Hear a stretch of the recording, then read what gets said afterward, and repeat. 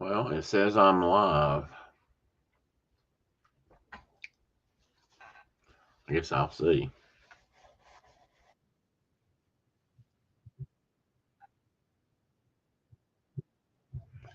It says I am live now, and I am live now. Let me turn that off and say good morning.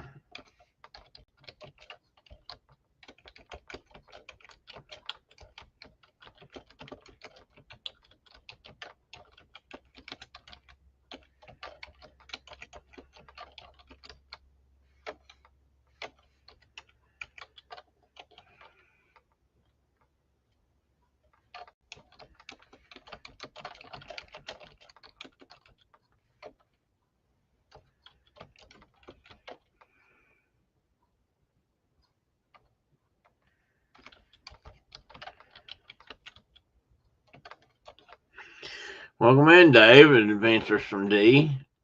Good morning, Brenda Pruitt. I'm surprised you're here, honestly. I didn't think you'd feel like it. Good morning, Chuck. Had a little small story to tell you about something you posted. And I don't see Tina, but I bet she's somewhere in the background. I just saw the article you'd posted about one of the Walton boys being in Vietnam, going to Vietnam. And I was trying to remember if I was around. I was looking for that article. I can't remember. Was his name Walter also? Anyway, he was one of Sam's kids. And I had, no, I never met Sam, but some of the people I worked with did. Because we worked on Sam's airplanes for a while. And Walmart, when Sam was around, Walmart was a whole different company. And while he probably did some things that were pretty cutthroat, he was different than his kids, I think. But anyway, he had a small fleet. He had airplanes, but there was a small fleet of airplanes, and they were turboprop models, not pure jets. Even though I think he was being urged to do that, and after he died, I think the kids sold, the other planes off and bought jets. That's what it seemed like to me. But he used to drive around it. I'm talking about Sam now. He used to drive around in an old pickup truck. This is a beat up, 70s model pickup truck. And this was in the 80s, early 90s. Well, I don't know when he passed away, but it might have been even older than that. I don't know. I just know it was an old pickup. And that's what he drove around in because that's what he was. He stayed kind of like he was when he began, probably tight, cheap, and thrifty, and conservative in that regard. And but I worked on one of their airplanes. They crashed one up in West Virginia one time. Nobody got killed. I don't even know if anybody got hurt in that crash. And it wasn't a crash like many people think. It was a skid off the runway and ran into the trees kind of thing. And I went up there and spent a couple weeks, got a bunch of parts, brought them back. This was in the middle of winter, by the way. That's important because the hangar we worked in was not heated, and we like to froze our Rastafarian nays off. And then we took parts back after we figured out some stuff we needed, and we ordered parts, and we made some parts, built some parts, sheet metal stuff, and uh, went back up there and put that thing back together enough to fly it to Nashville. And we had a pilot that was brave enough to fly it. And well, it was safe. We wouldn't put anybody up in it if we didn't think it was safe. But they brought it back to Nashville, and then we worked on it and put it back together. But it was a lot of sheet metal work and stuff like that. But that was the stuff that Sam flew and Sam believed in. Like I said, that all changed when he passed away and the kids took over. Good morning, John Surf Bum. How's that hand, buddy? Talking to John last night. He was on. We ran into each other, and the other Dave's evening chat a little bit, and John told me that he was having trouble typing because he tried to cut off his finger and something else. Didn't you tell me you did 2 things in the last day or two to injure yourself?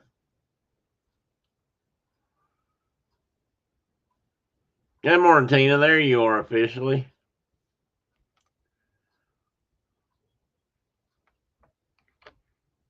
Anyway, John did say he had plenty of whiskey around though to help the pain.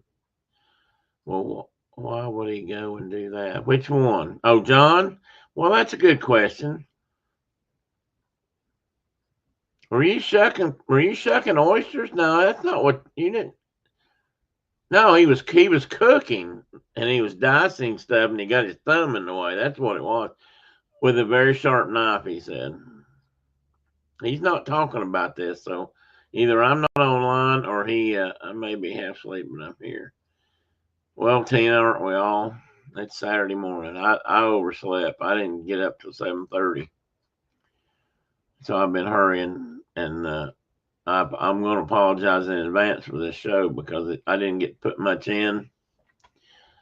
I had a show partly done, and I ended up spending all day Thursday in Knoxville at doctor's visits for myself, and then ended up having to take Brenda back down there Friday for an emergency visit, sort of, for her leg that she injured apparently in that fall a couple of weeks ago, and it's decided to raise its angry head, and I'll let her tell whatever she wants to tell. But anyway, we had to go back down and get some more x-rays, and so I spent yesterday on the road. I had 2 days in a row driving to Knoxville and back, I'm kind of tired. So I didn't get back in time to really work on this, and so there. John says yes. I sliced my thumb with a fillet knife, which are usually very sharp. Cutting peppers and onions. No more fingerprint. And last Saturday went to a viewing and that's right. He got COVID. That's the other thing. He had COVID and he cut his finger off. Tried to cut his finger off. Good morning, Carol. Welcome in. Good to see you. We were just talking about John trying to slice his finger off.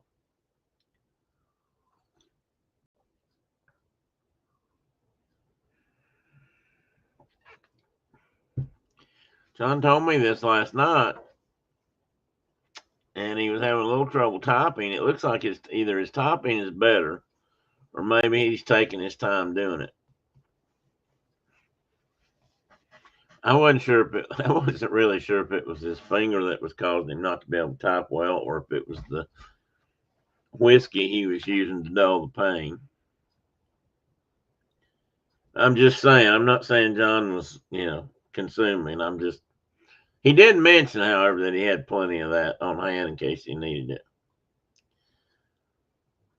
And I totally get that because typing can be hard, and for some of us, it's really hard. And if we add a little alcohol to it, it's even trickier, or tricksy, as Mark would say. Mark probably will not be with us today, and I'm going to say he's not since he's not contacted me. Mark has a memorial service, and I actually meant to pull that up, see if I couldn't. So bear with me just a second while I'm not looking at chat. I think oh, yeah.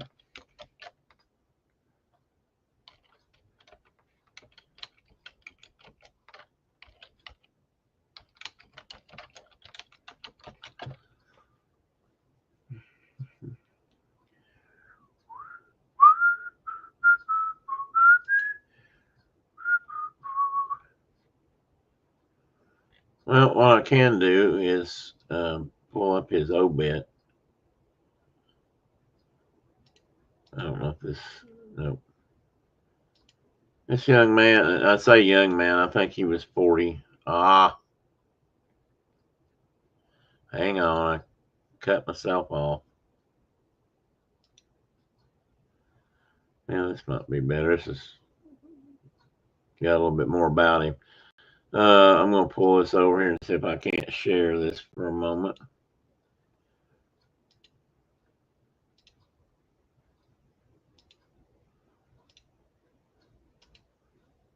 There we go.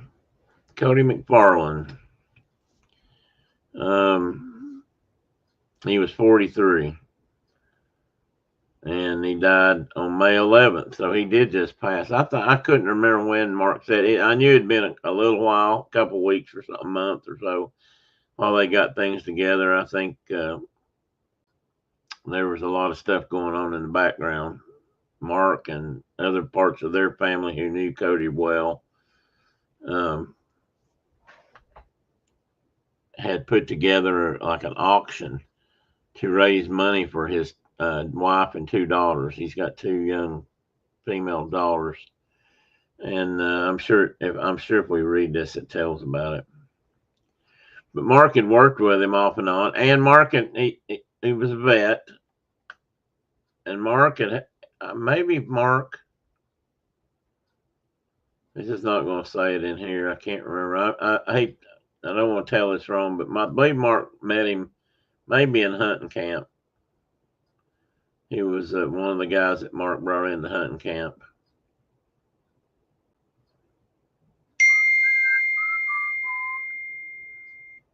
Oh my goodness, this is at the Church of Jesus Christ of Latter-day Saints. Mark walks in that, it may fall down. That's where Mark is today. He's at a celebration of life for Cody. I don't know. Yeah, they are calling it that. Excuse me. I don't know how much money they raised, but they sold. I meant to try to get in on it. Just Brenda and I talked about it a little bit. We were going to send maybe one of Brenda's aprons or something, just something else for them to auction off. Mark's wife Shauna knitted a ton of stuff. She knits and crochets all the time, and it's just what she does when she's just sitting around. Like you probably learn to do that when you live in a place where winters are long and cold. But she made a bunch of some blankets, like small child's blankets, that were animal themed. You know, had a hood with the ears on them and that kind of stuff. She made a Dobby from Harry Potter. You remember Dobby or Dobby?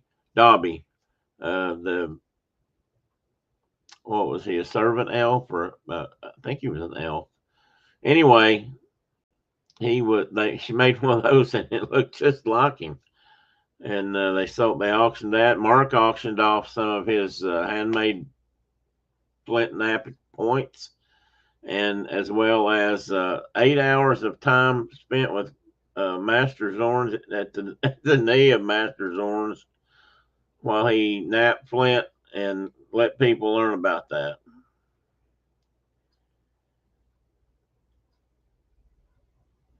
Let's see. Oh boy. Let's see. Well, I'm going to catch up with chat real quick before I go on. Brenda says, "My goodness, John, get in line with me when I." Well, I think she meant FELL. She's probably using voice to text. So when I fail, but she meant FELL. Apparently, I've done something to my hip and my knee. So the pain is radiating between knee and hip and between back up and down constantly. So she's going through a little bit of what I've been going through. And in a way, I'm more worried about hers possibly being cracked. I told her we were of that age. I hope it's not. I hope there's not bone damage that's too severe.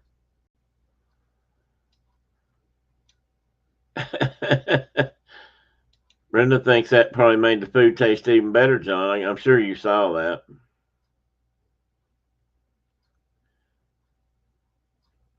Me too. I'm sure Tim hopes so. Which part was that? Did I miss? Oh, heal soon. Well, if she don't heal soon, I'm not sure what I'm going to do. Yes, the servant elf. I thought he was an elf. The characters in those movies, I don't remember what they are, but I thought he was an elf. So yeah. Yeah, Brenda's got to be more careful, and I've got to get this. This is a sore spot with me, but I've got to get the porch fixed and get some Oh, one of my spider webs caught a bug. Um, I got to get some guardrails on the steps. There's nothing back there. This is an old house with some iffy. We fixed a bunch of it already, but the rear step porch and steps we have not fixed. And I had hoped that somebody was going to come up and help me do that, and they've been busy, so I got to get it fixed somehow. Hire it done, or find somebody that I can afford to hire. Yeah, we're socked in with wet weather. It's gonna be. It's already rained some. Yesterday, it was time we got home. We ran through a nasty little storm squall, and when we got up here, it had passed, but it was just kind of finishing up, and a bunch of Brenda's plants were blown over on the porch, and some packages she had received of Coca-Cola products were absolutely soaked through to the cans, and it was kind of a nasty little booger. We didn't have any damage. I don't know how hard the wind blew here. We weren't here. That's always an issue here. It tends to blow hard through here, and but I know it blew hard enough to get everything on the porch wet, which is kind of unusual. But we'd had some nice weather earlier in the week, and I guess the weekend's just going to be yucky. Anyway, Mark is at Cody's uh, memorial, and said he survived by his beloved wife of 13 years, Courtney. Oh, he has a son, Mason. I thought he had 2 daughters. Wait a minute, am I reading that right? Oh, he does have 2 daughters. I don't know about Mason, and he lives in South Dakota, so maybe that's a previous wife. I don't know. I won't answer to that. But anyway, the 2 daughters are the ones I know about, and that's what Mark and they were all raising money for him, and all Mark's family was involved in this, and some other people. And I wish I could pull the auction up. The other day, I could still find the on Facebook. I could still find. I'm gonna close this one out, and then if I find that, I'll pull up and show you some of the items they were auctioning off. Um,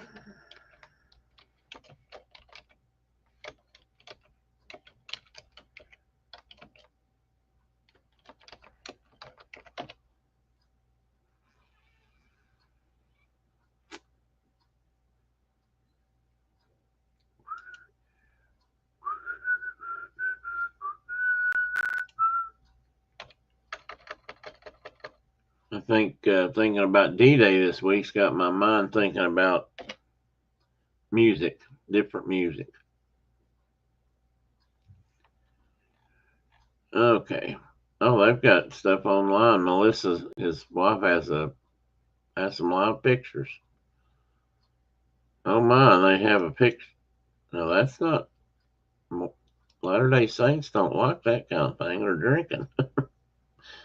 Naughty, naughty.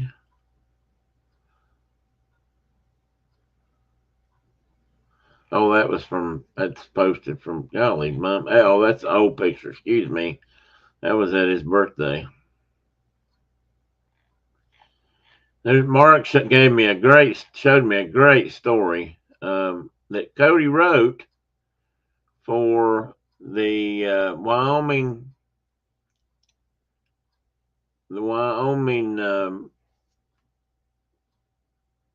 Wildlife Federation. I think I'll pull it up here in a minute. I'll find it. Um, I haven't got to read the whole thing, but Hannity refers to Mark as the old man. I thought that was hilarious.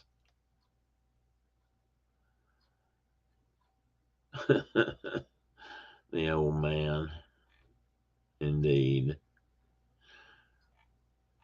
Now I probably won't be able to pull that up right at the moment. Maybe I can in a little bit. Anyway, they made lots of stuff, and it was a really good. Uh,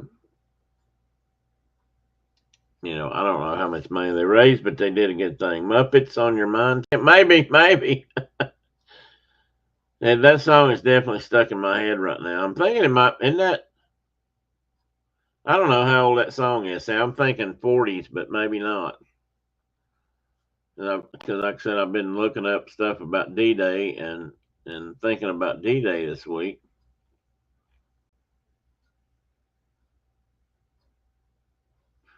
I'm thinking a moment. Let me.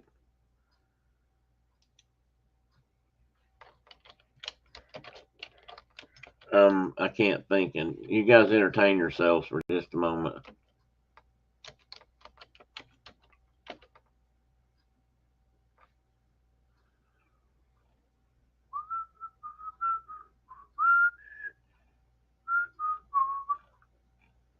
Here it is, right here. Auction and fundraiser for the McFarlands. I'm going to show you this. I know I'm kind of wasting time, but like I said, the last couple of days, my week got kind of messed up, so I don't know. This show is going to be rough, but I'm going to go through some stuff. Anyway, this was the auction. That's Melissa and the two girls. And these are some of the items that were sold. Somebody baked up some honey buns, look like. Yummiest raspberry sweet rolls. Ah, sweet rolls. 50 Adventures in the 50 States. Now, that's a cool book. I like that. I need that in my library.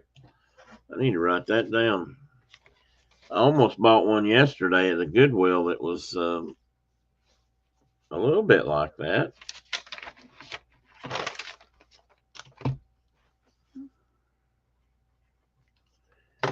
Wrong pen. Pencil.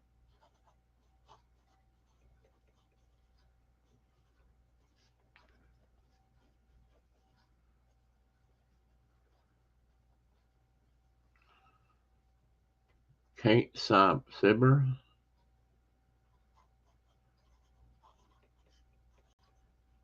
Dang it, I need to write these books before everybody else does.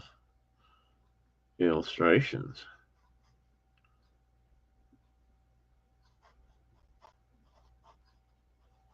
Olivia Hill. Cool. Add to the library. Note to sale. Anyway, that's cool. They auctioned one of those off. People were still adding stuff. Oh, here's a National Parks Monopoly game, I believe. Parksopoly.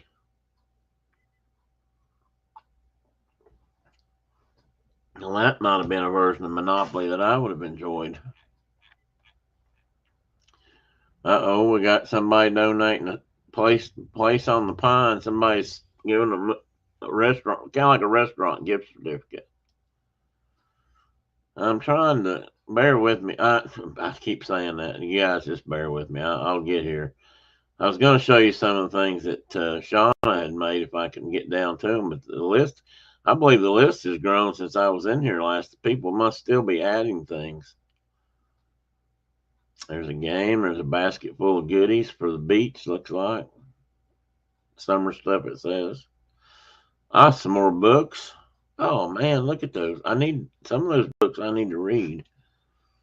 I'm still working on books, so I need not inspiration, but guidance. Oh, goat's milk soap. Some people really like. Phil used to really like goat's milk soap a lot. He used to buy it from a friend of ours. Sourdough bread with something on the inside. Looks to me like. Oh, photographs. Somebody's offering it. I don't know if I've ever seen these teddy bears before or not, or these kind of bears. Remember bears, it says. Remember bears. Huh, kind of interesting. There's Dobby. Now you tell me that don't look like that don't look like the real Dobby. That's like the book we got for. Yeah, it is, Brenda.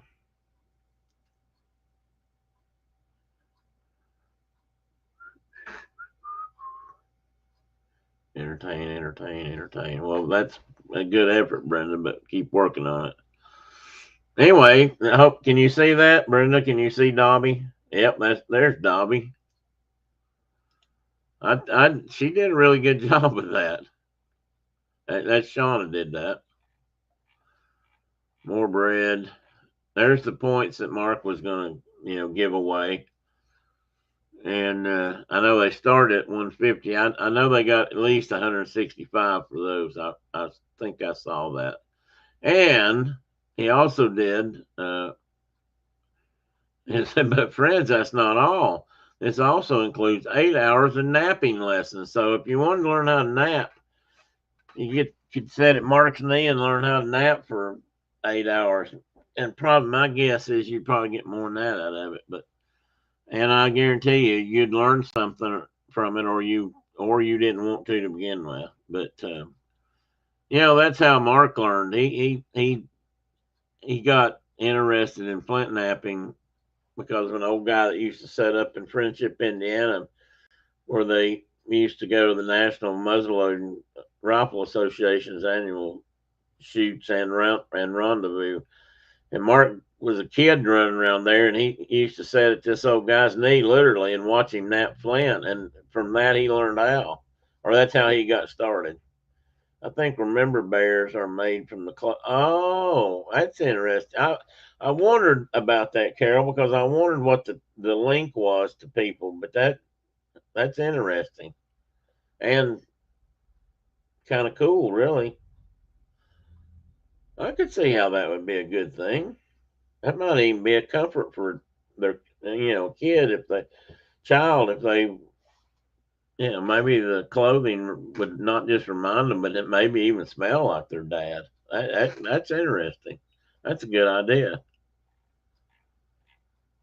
And these are more things that Shauna made.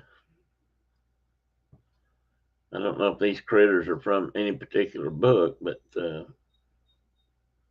dragons, unicorns, whales, chickens, and bunnies. Oh my!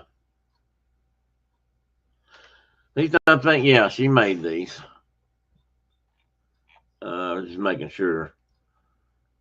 Home care with heart. Oh, that's something new. I hadn't seen that either.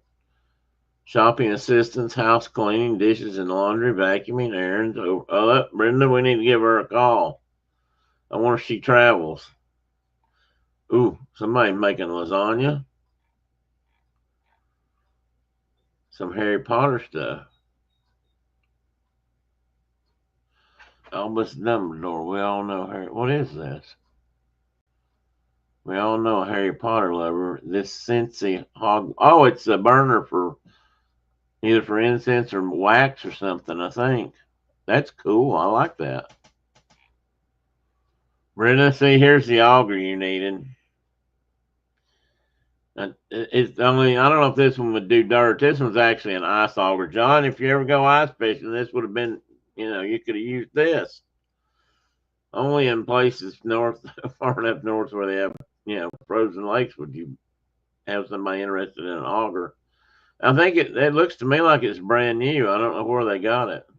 It's an Eskimo E40 electric auger, 10-inch steel bit red, 4580, 45800. I bet they get that from a place like Tractor Supply / Bum Gardeners. They don't have Tractor Supply out there, I don't think. Well, they do in places, I'm sure. Sweatshirt with Gigi on it. More bread. That looks like blueberry. I keep thinking that's blueberry. Maybe it's not. Maybe it's banana bread. Chocolate chip banana bread. 2 loaves. Some jewelry. Oh, that's kind of handsome. More bread. A purse. A coos, Brenda. Look, we could have bought that. We could have gotten you a coos. Yeah, Highland cows are all the rage. They sure are. Oh, it's a tumbler with with a stainless steel straw. Cool. Eating chocolate.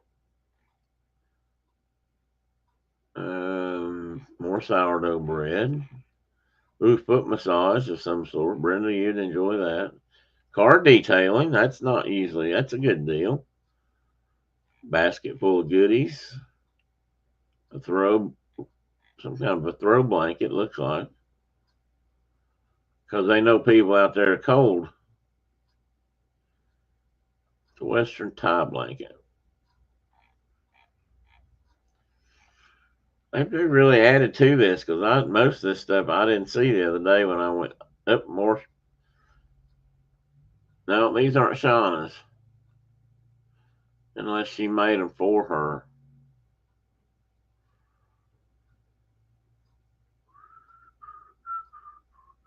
Ooh, a vacuum cleaner. Oh, beef powder keg, chicken cordon bleu. So some food, some meat. It even tells you how to cook it. I don't know if that's packed into turned into like a loaf or if it's just separate pieces.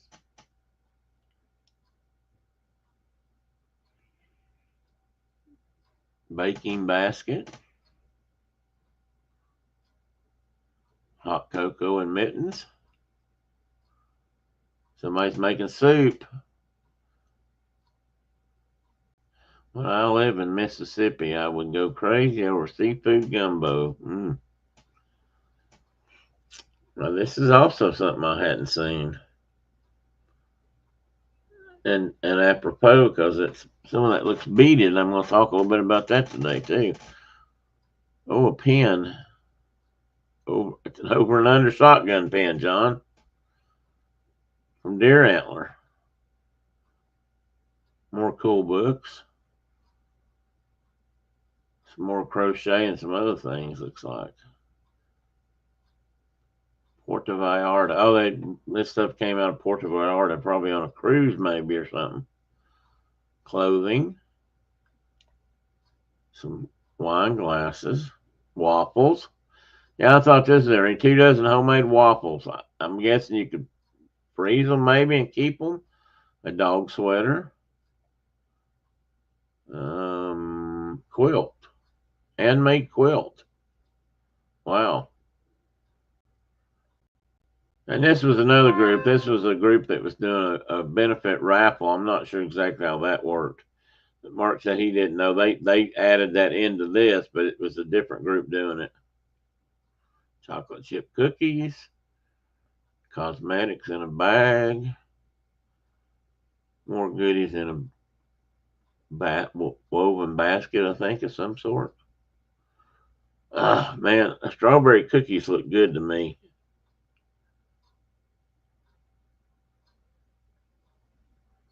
Brenda, what's that? That isn't that? That's where they like strip quilts or blankets and wrap the material. What's that called?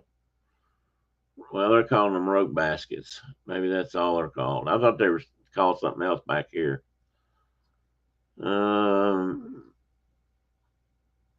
Vaccine cooler, which could come in handy out there when people take care of a lot of their own cows.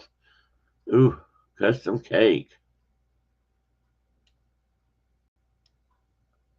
I'm sorry, guys. If this is boring everybody to tears, I apologize. I really hadn't meant to get this involved in this, but I'm seeing all this new stuff, and I'm hoping they're still able to sell, auction it off. And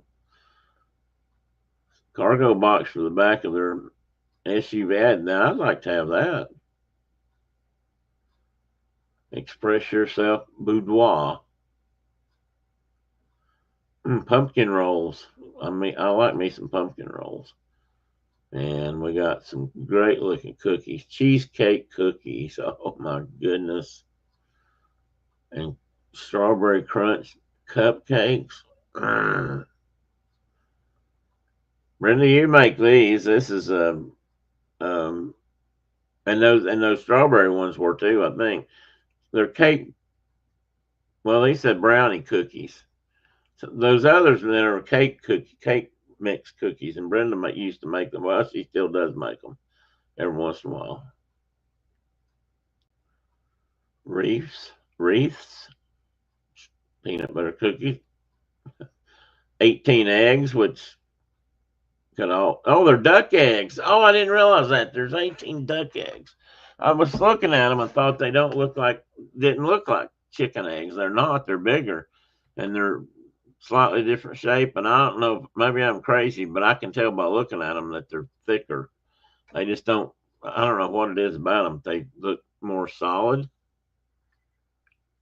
You may think I'm crazy, but I was sitting there looking at them, like, guys, those look harder or thicker than chicken eggs. Something about them. More coos. And I don't know if you guys know what coos are. Cows or Highland cows. And there's a Scottish lady that sings, a musician that I listen to sometimes, and she does every once in a while she does a live feed or a post, and she's always she when she speaks in her brogue, or she's got a very definitive Scottish brogue. When she says cow, it comes out coo, coos. So Brenda and I call them coos all the time, and some people know what we're talking about, some people don't. So that's what we mean by coos. Wow, more books. Beach chair, a blanket, camping blanket, outdoor blanket. 2 dozen eggs, a dozen duck eggs, and a dozen chicken eggs of various colors.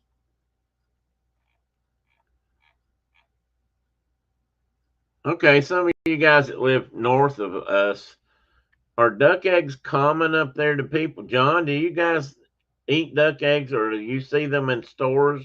Because down here they're not common. In fact, I don't know if I've ever seen them in a store.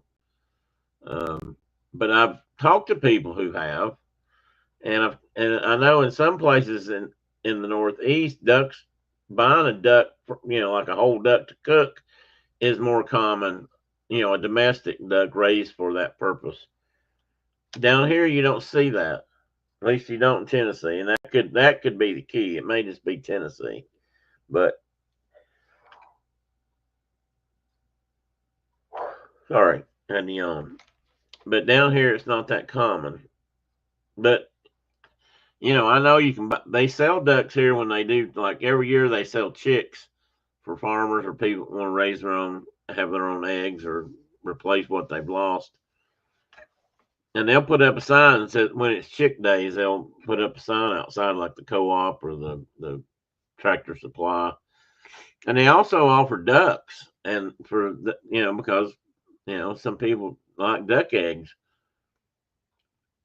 They're bigger than a chicken's egg. I don't know if I've ever eaten one or not. A little bit of artwork with antler. Oh, wildlife cameras. I'd actually like to have a couple of those myself. A head a head spa treatment. Ooh, Brenda, you want to get in line for some of these? Check this out. Harmonic egg session. Relaxing. I always feel stress free and pain free afterwards. So it's a little what do you call that when somebody gives her praise for something?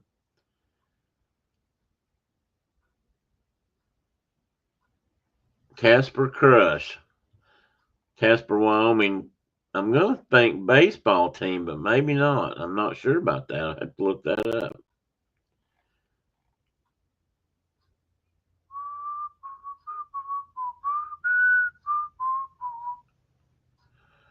I don't know what that is. It's got something to do with golfing. And I'll take one of Mark's son son-in-laws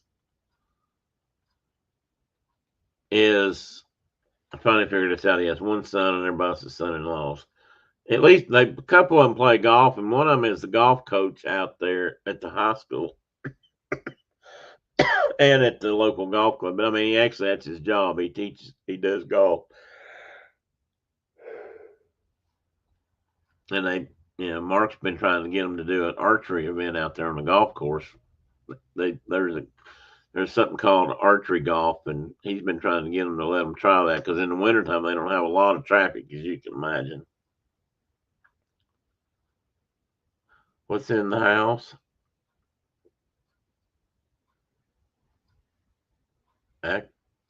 Accolades. Thank you. Is John also? Oh, so John's wife is also sick. Our natural food store has quail eggs. Well, I have heard of that too, but as again, you don't see that here on a regular basis. But I have heard of people buying quail eggs, and of course they're real small, well, compared to other eggs. Okay, I was looking for something specific, I believe, and I don't think I'm gonna find it.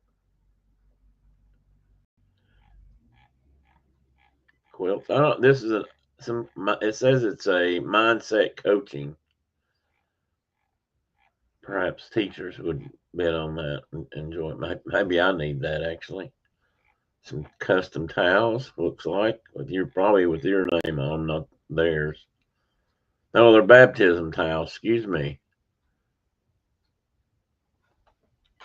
I'm not sure I've ever seen one of those offered up. Brenda, have you seen baptism towels? Brenda's talked about making baptismal or christening gowns, uh, but I don't think I've ever seen those. See, here we go back to the golf lessons. If you've always wanted to learn but never had the chance, well, here you go. Jason Wagner. Now, he may be someone else that's affiliated with him. I don't think that's. I don't know. I'm not sure about that. I didn't think anybody was named. I don't remember a son-in-law named Jason, but I could be wrong. Oh, how about a little spray tan? When you live out there, spray tan would be a big deal. Meals and memories are made here. That's a nice cutting board. Unless it's just for looking at. 3 night stay at Vibro. I don't know what you call that. No, I started to say bed and breakfast. That's not right. I guess it's a house, a cottage to stay in. It looks cool. I like the looks of it. Quilt. Some arrows. Oh, with broadheads. Actually, I don't know what they got for that, but it says $200. They probably cost at least that these days. That's a neat painting. Morning light.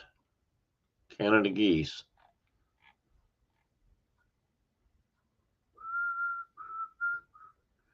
What is this? Oh, that's football stuff. Excuse me.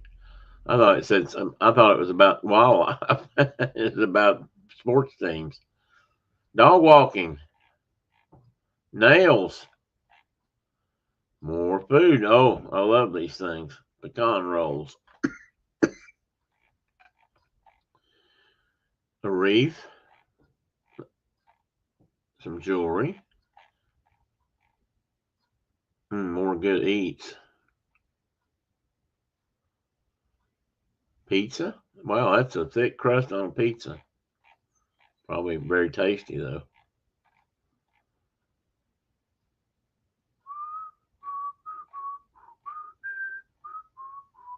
Some Wyoming football stuff. Oh, vintage stuff, no less. That's a neat looking old football. If it really is vintage. I guess it's made to look vintage. Oh, $100 Maverick gas card. That'd be good to have. I always take $100 in gas. Some more soap. And I'm guessing that's a knitted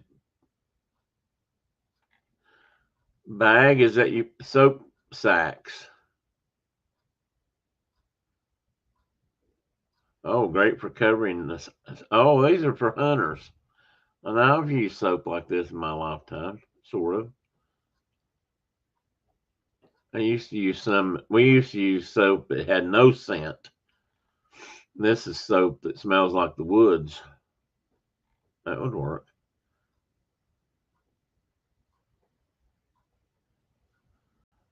Oh, Caitlin put these in there. I wonder if she makes these. That's cool. Those are usually made like on a loom. I'm not sure how to bid, but I would like 3 of any color, and I'll give you $30. Well, good. I hope Caitlin sold some of those. If she's making those, that's cool. She just sent me some pictures today of one of the dogs to use as plug-ins and possibly to be redrawn by hand for the book, marking up the book we're working on. I say that like we're just slogging away at it. We're just slowly but surely building up a little bit of speed. $100 gift certificate to eat at the local Mexican restaurant house, which I've heard is very good. Football tickets, a bridle. Oh, I know what I was looking for. Mark had some other stuff in here. Now I remember what it was. I don't know about this donation. Coin collectors. There you go, Brenda. There's some coins that might be worth $1 or $2. Literally. Tiki bar. What is that? Bird. Yeah, bird. I thought that's what that was. It's a bird feeder. Ooh. Ulu. I don't know if you know what an ulu is. It's a Eskimo knife that they of a style that they use to cut and they skin their seals and things. They eat with it, and that's a cool setup. And that board, the reason that board has a dip in it like that, a bowl, is that knife is made that shape. The blade is curved. John, you've probably seen one of those somewhere along the way.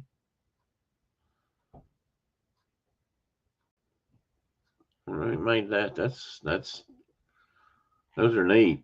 I kind of like to have one just because. An ulu. Some more art. That's cool. That's a big old elk image. Now Jessie Willoughby is one of Mark's daughters. Mark and Shauna's daughters, and so I do know that last name.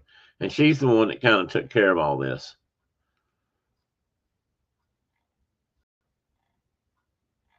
Fox Ranches. I'm not sure what all that was. More goodies. Let me spin through here real quick. Some kind of a hair dryer that looks like a Dyson, but it's not. Some Donald Trump paraphernalia. Cornhole set. Nicely made. Concrete company. What are they offering?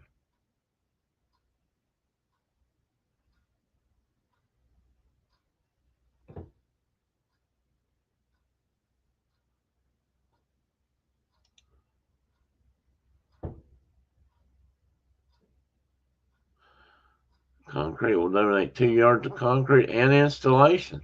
Wow, we need that, Brenda. What if they come out all the way to Tennessee? We need a couple of yards of concrete poured. Ooh, that looks good. Okay, there's some. I gotta get through this. I'm not gonna find. I think there was a little bit of Mark leather work. There's some more. No, Shauna didn't do those. There's more Shauna stuff in here too somewhere. What is that? Gun tote mama concealed carry stuff. Leather purse.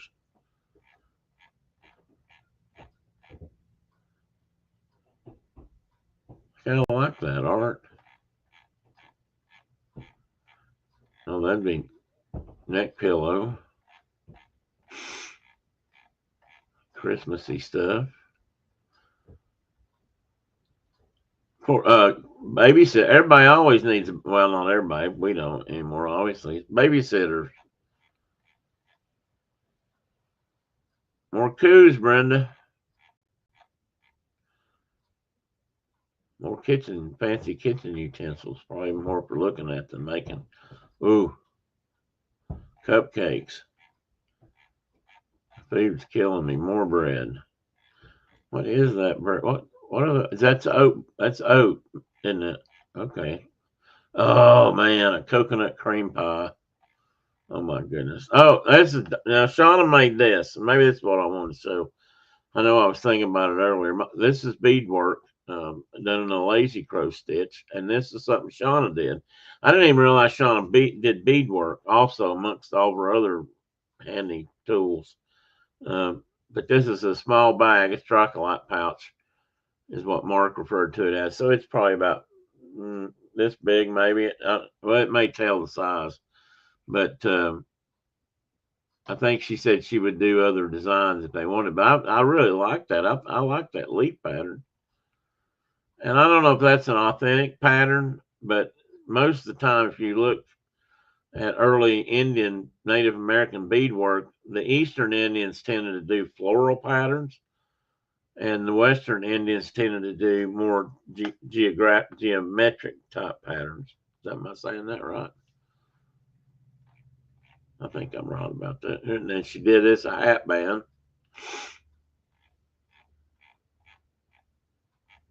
Vet work. Never mind. This picture kind of reminds me of Starry Night. That was wrong color for Starry Night.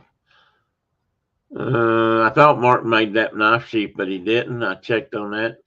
I believe this is Shauna work here. No, that's 3D printed stuff. Mark did this. He's offering a handmade holster for anybody out there that wanted one. Now this one was actually made for Cody's daughter, whose name is Tawny, or they call her Tawny, and so he put her name on it.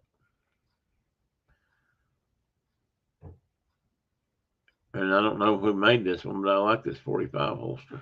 All right, I'm going to quit there. There's some glass work. Oh, this is one of Shauna's. Oh, I did want to show this. This is one of Shauna's blankets for children.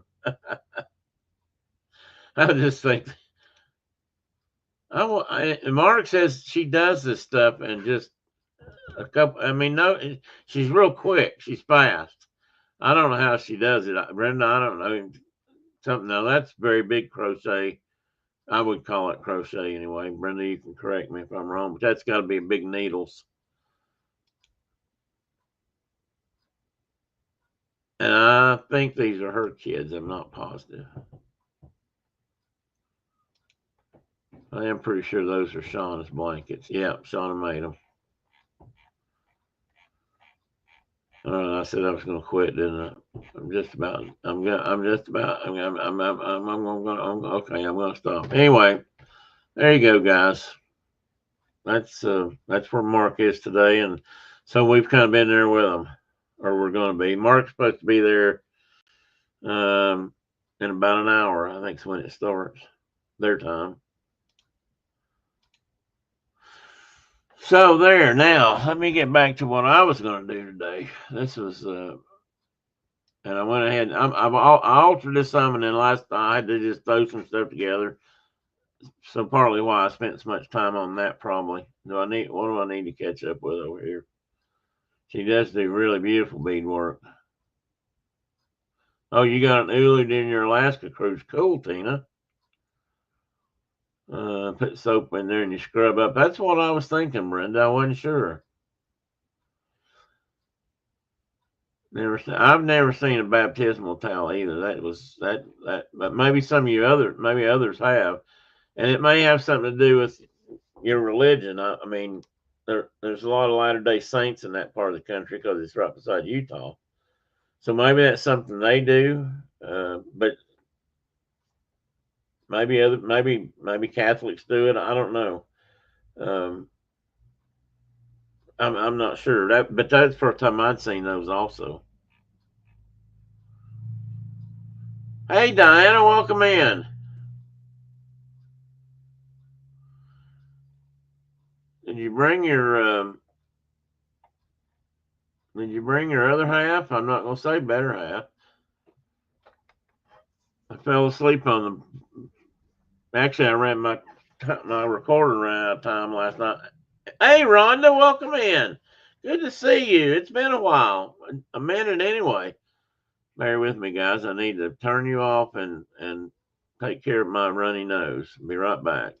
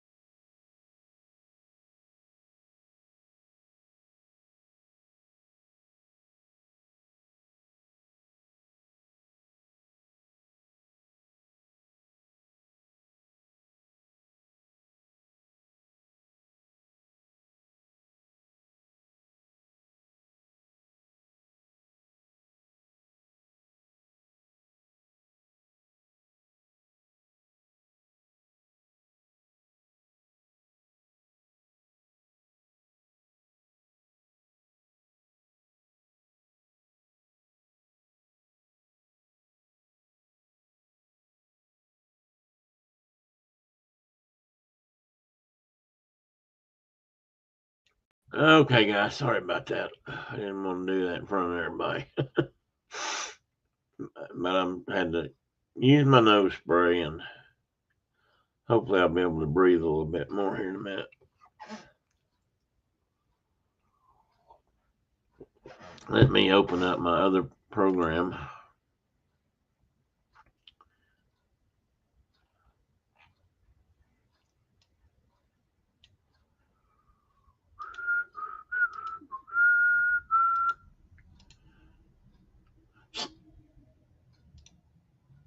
Sneak peek at the book cover or the book idea. Oh, then close that out because that's top secret.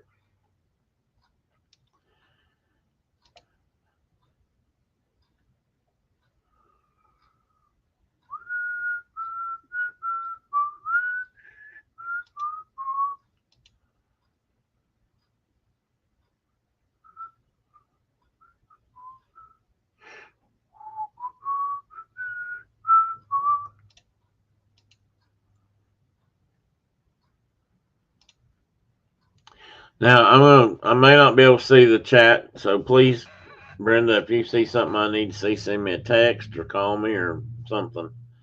I could have sent you a link today, but I didn't. Good morning, Maple Bacon. About time you rolled in here. I just realized, John, last night we decided that John was going to bring the donuts today, but he's not mentioned that. So I'm thinking he probably didn't. Hey, Dave Disney Dreams, just thinking about you.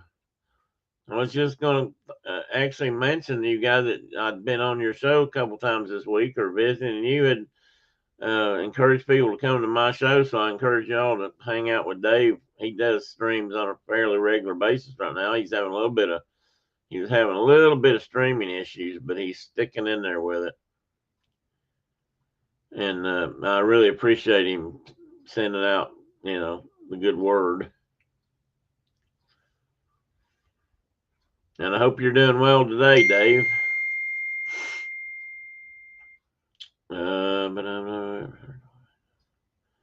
And here is when everyone starts. Well, it's because Mike showed up, Rhonda. You have to realize that when Mike shows up, I just think donuts. It's just a thing. So I'm going to start my show and try to get through it as quick as I can. I'm just and beyond that, we're just talking because that's what I'm doing today. Like I said, I'm tired and I've had a lot of traveling, and this show didn't get put together the way I wanted it to. And it's not what I wanted it to be about either. I had something else planned. Okay, now I'm gonna try to keep up with chat.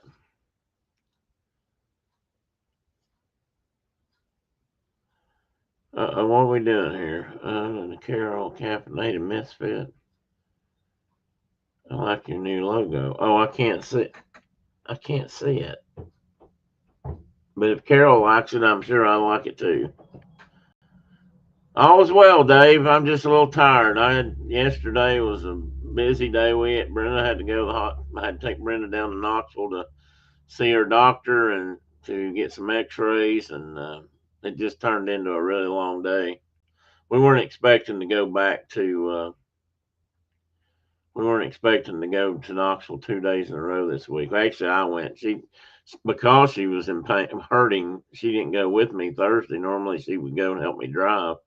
So this was my first big solo trip in ages, and actually felt pretty good both days. The driving part really didn't hurt me, and it usually gives me a great deal of pain in my left hip since I had my lawnmower accident, and so maybe I'm finally getting healed up over that. Anyway, because this is D-Day, I wanted to talk a little bit about D-Day, and today would be D-Day plus one, as they said then, the next day.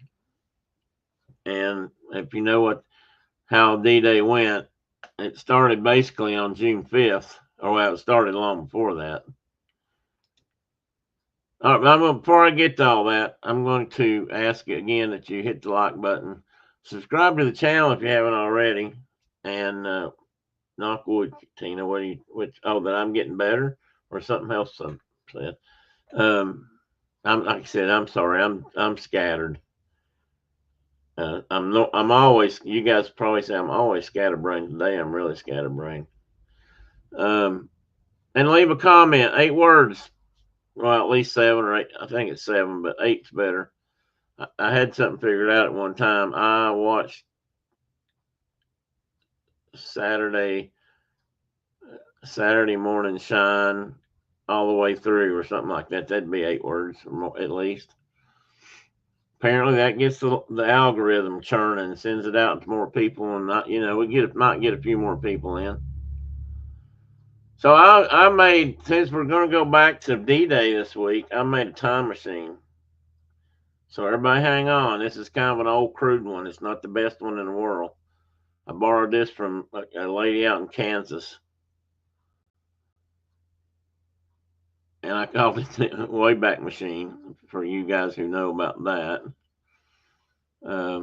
Actually, I heard it came out of the Walt Disney World Animal Kingdom ride, Dinosaurs. If you've ever been in that ride, they take you back in time. So hang on. I don't know if you guys, I hope you can hear this. I bet you can't, but let me know if you can. So hang on. It's a quick trip. And a little scary. Could you hear that? Probably can't, but I'm going to pretend like you did anyway. Oh, you can? Cool. Oh, I didn't mean to do that.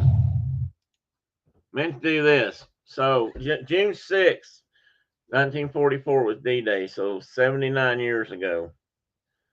And, is that right? No, that's not right. 75th was in 19. Let's see. So it's the 80th. Is this the 80th, maybe? Or 81st? Anyway, I probably got that math wrong.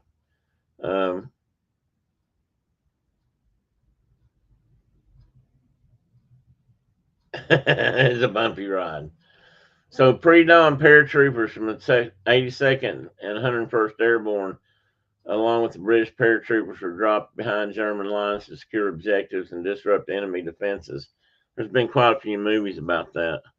And I have a book about that I read in high school, or started.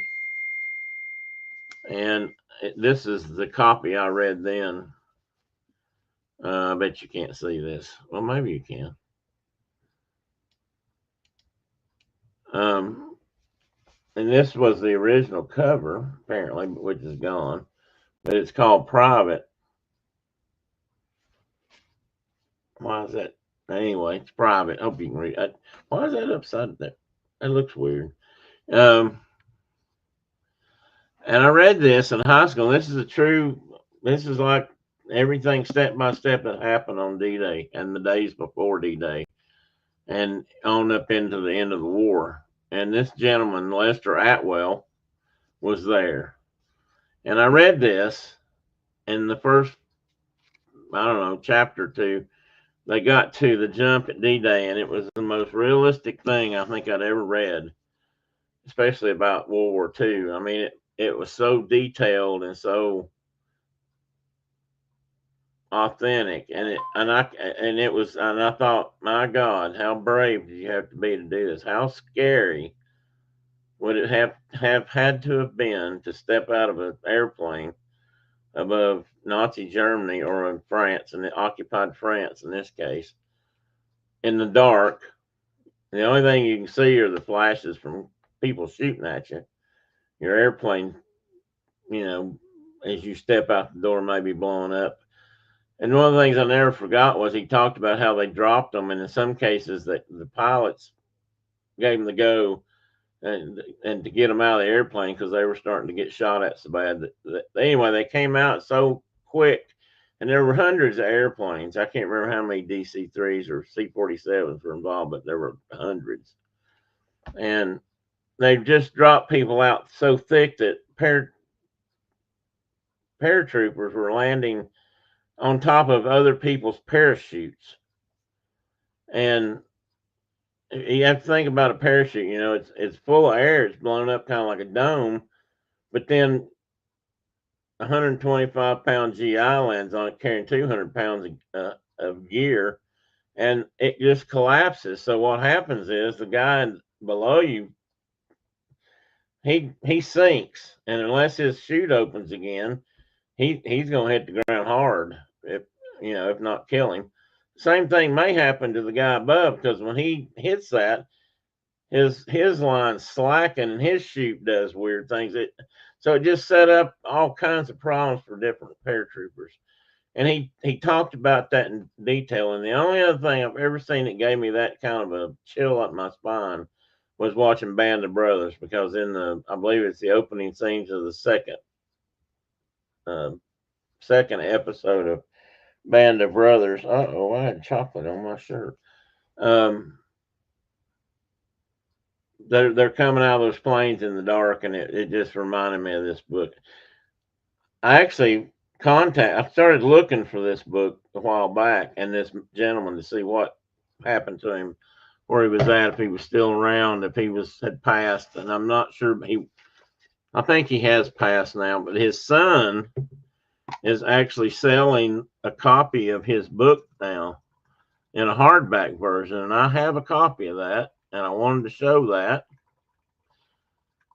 And of course, I thought I had it right back here on the shelf, but apparently I have it right back here in the box. So I couldn't find it quick enough to get it out. But it's, and then you can also buy them online.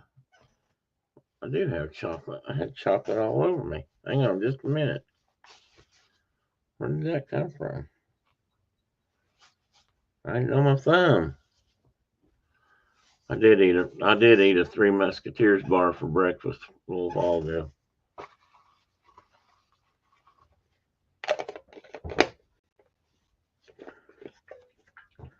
So I guess I got a piece on my shirt or my hand or something. Anyway, so things started happening fast, and I've got a bunch of pictures. I don't want to bore you guys to tears by reading all this, but I open my okay. Where'd he go?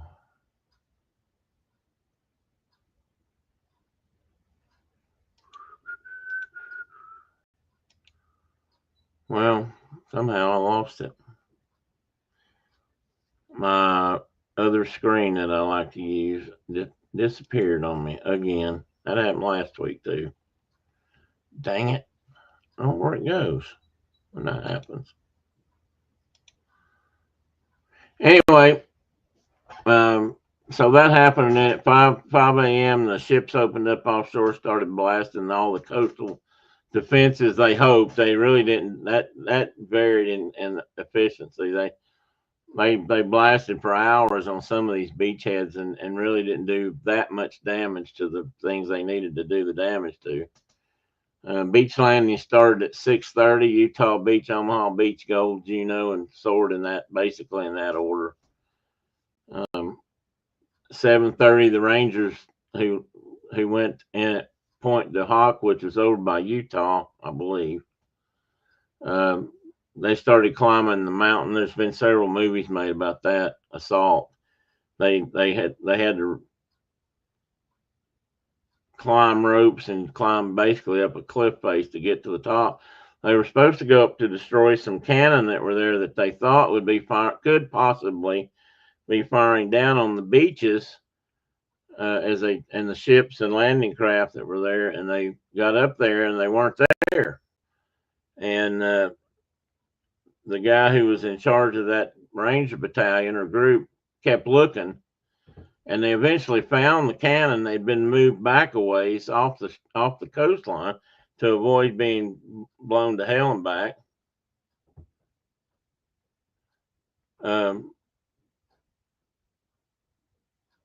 Yeah, for breakfast, Tina. I was hungry and I happened to have one up here. So they found them and they did destroy the guns. The Germans had tried to move them and hide them, and of course they weren't there. The Germans weren't really on that part either, because it was. If you ever see the pictures, you go online and look at Point du Hoc today, and and you'll see they basically left it like it was. I mean, it's greened up and grass is growing and all that, but it's just pockmarked with artillery explosions. It's unbelievable. I can't imagine being up there when that was going on. Gee, let me see here. I was going to go through some of this. Most of this you can find. Oh, there were 155 millimeter guns that were missing. They did finally find them. By 10 o'clock, the fighting had diminished, but it didn't. There were still a lot of Americans died on the beaches. Somehow or another, we seem to have gotten the worst of that on the beach landings. Then I have on D-Day +1, they started moving inland. The gold beat the British soldiers who landed on gold moved in towards Bayeux. And I looked that up. That's more or less how that's pronounced, Bayeux. Strategically important for the Allies as a logistical hub. They started trying to connect the beachheads. They started moving more supplies in. They started pushing in. And that's all happened on after D-Day +1. So now I've just got some pictures. This is one of the most famous pictures, I think, of the whole D-Day operation. And this is actually the day before they jumped off, which I made note of as before they did the scariest and bravest thing imaginable. Like I said, jump out of an airplane in the dark while people are shooting at you, not knowing where you're going to land, not knowing what you're going to land on. Even though they practiced and looked at maps and looked at diagrams and all kinds of stuff, they still didn't know where they were going to hit. And part of that's because wind changes blow parachutes. And these parachutes that they were jumping out of back then were not like parachutes you see today. If you see a Golden Knights demonstration, say, or I can't remember what the Navy has a jump team too. I can't remember what they're called. Those wing type parachutes are highly maneuverable, and they can just do all kinds of stuff with those. The PCs, as we call them, when I used to hang around at the jump school and people were skydiving, I was underage. I couldn't jump without parental approval, which I couldn't get at that time. Anyway, they weren't that maneuverable. And when civilians got them years later after the war, because there were lots of surplus parachutes around, they learned how to change the rigging and cut slits in them to make them much more maneuverable. I had a friend of mine that had a very highly modified and highly maneuverable PC. It was smaller, but these guys were jumping in pretty rudimentary stuff. So basically, they were coming down and more or less going to hit wherever they hit. They didn't have a lot of say in that. If you've ever seen the movie The Longest Day, there's a scene where I think it might be Mickey Rooney. It might be it's Red Buttons. He gets caught on top of a church on the steeple. His parachute literally gets hung up in a steeple. And he survived the landings. He got shot. A German shot him from below and hit him in the foot. So in the movie they depict him being by the church bells and he was about deaf. My brother used to jump out of planes, but yes, far more maneuverable. Yes, they are. Now, and there were lots of soldiers that landed in trees and on poles and vineyards, and a lot of them landed in water because the Germans, one of the things they did was they flooded a lot of the fields. They had irrigation control. The French did for years of farming this country, and they could flood it and irrigate it and grow whatever they were growing and drain it back off. Well, the Germans flooded it because they knew sooner or later these guys were coming. And so a lot of these guys landed in water up anywhere from up to their ankles to over their heads. And so a lot of them drowned right there on the spot. I mean, if you got 150 pounds of gear around you and you're in boots and all, not to mention your clothing and your helmet. And I mean, it just, a lot of them didn't make it. It was a rough night. And this one I'm getting in the plane. Kind of interesting. I'm guessing he may be a sergeant because he's carrying a Tommy gun or a Thompson submachine gun, the famous one from that the uh, gangsters like to shoot and use here. And usually that was a weapon of sergeants and or officers. Officers usually carried a handgun. They didn't always carry. Excuse me. They didn't always carry a long gun because they were supposed to be in charge. They weren't supposed to be necessarily fighting. Just saw a documentary, Longest Day in the Guinness Book of Records for most notable actors in one movie. I believe that, John. If you've ever watched it, Dave's got to go. See you, Dave. Thanks for stopping by, buddy. Um,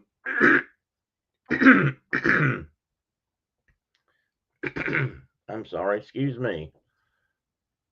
Um, that movie was absolutely loaded with characters. I don't know how many of the book said or how many there were, but it was full of, I guess, what they would consider a a movie type characters as opposed to B movies. I don't know how they rank stuff like that, but it was absolutely full of people. Uh, all the top celebrities of the day that were in movies, male at least, were in that. And there were a couple of females also, but mostly this was about men at that time, so it was mostly male actors. But anyway, that was true, John. That's interesting that they've got that in there. I always thought that there was a lot of them in there. Anyway, this guy's loading up and getting ready to head over, and you can see it's already nighttime.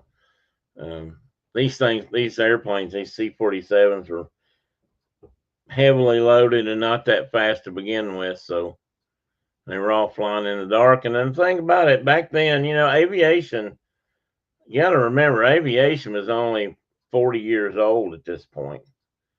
And in that 40 years, we'd come to this point, but they didn't, the avionics, the radios, the guidance systems were still pretty rudimentary. These guys were primarily navigating off what we call a whiskey compass and that kind of instrumentation. It was real simple. Bye, Diana. Thanks for stopping by. Um, Sorry if I bored you to death.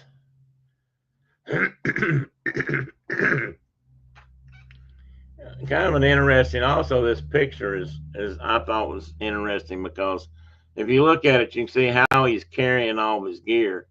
One, that Tommy gun, unless he can slide it out the bottom, I'm not sure how he could get that out if he needed it on his way down, and some of them did. He's carrying a knife, his K-bar or whatever knife they were issued, or whatever knife he chose to take with him at that time.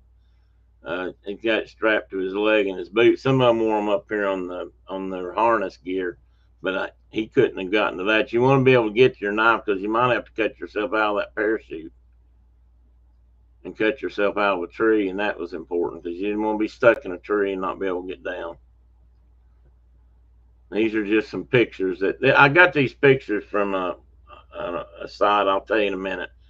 It's about the history of D-Day, and I think all these pictures are basically in the public domain anyway. But just in case.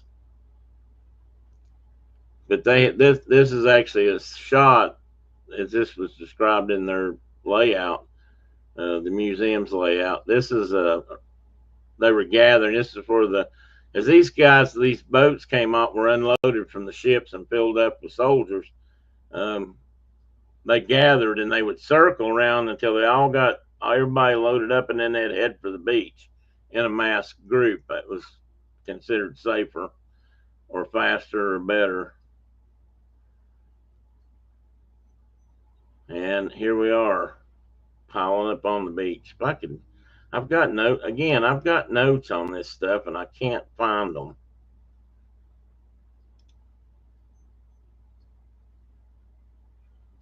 see if I can read this one. Of course not.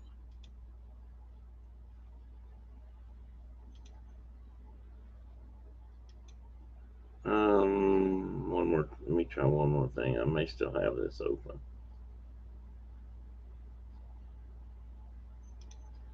D-Day images. Yeah, this is on celebrating 25 World War II. I don't know where that says 25 years. This is in World War II, the National Museum in New Orleans. And that's where this comes from. I will post this link just so nobody can say I didn't let everybody know where they came from. Because I certainly did not take them. But I did get out there and collect them a bit. So, yeah, it does sound like I need a drink of water. I don't have a drink of water at the moment.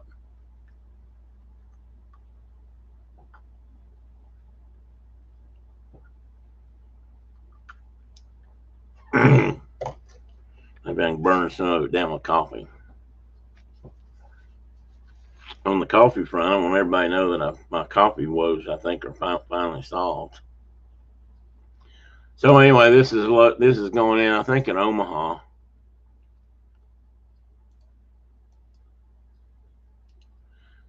There we go. Maybe I got it back now. I'm trying to be more careful and not lose it this time. Figure out where this goes when it disappears. And this is a scene from Point du Hoc, and of course, it's not the best scene.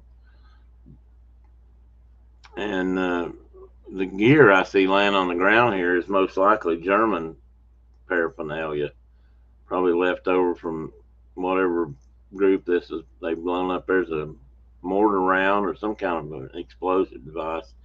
That may be a landmine. This is ammunition. The reason I say that is this looks more like Germans shot 8mm ammunition in their machine guns. We shot 30 cal and 50 cal.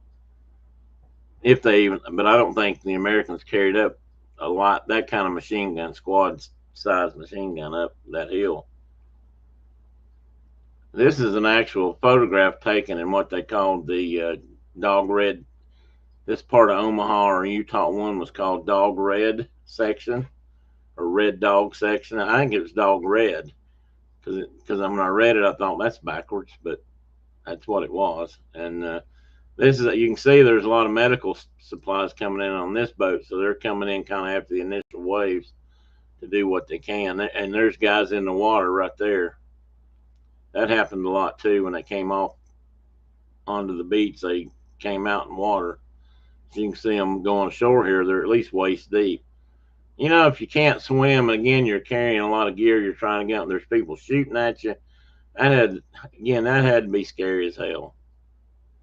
This is a landing craft, bigger boat that's going in. These boats would go in, run ashore, and actually ground themselves at the low tide and offload whatever they were carrying, but whether it be personnel or vehicles or supplies.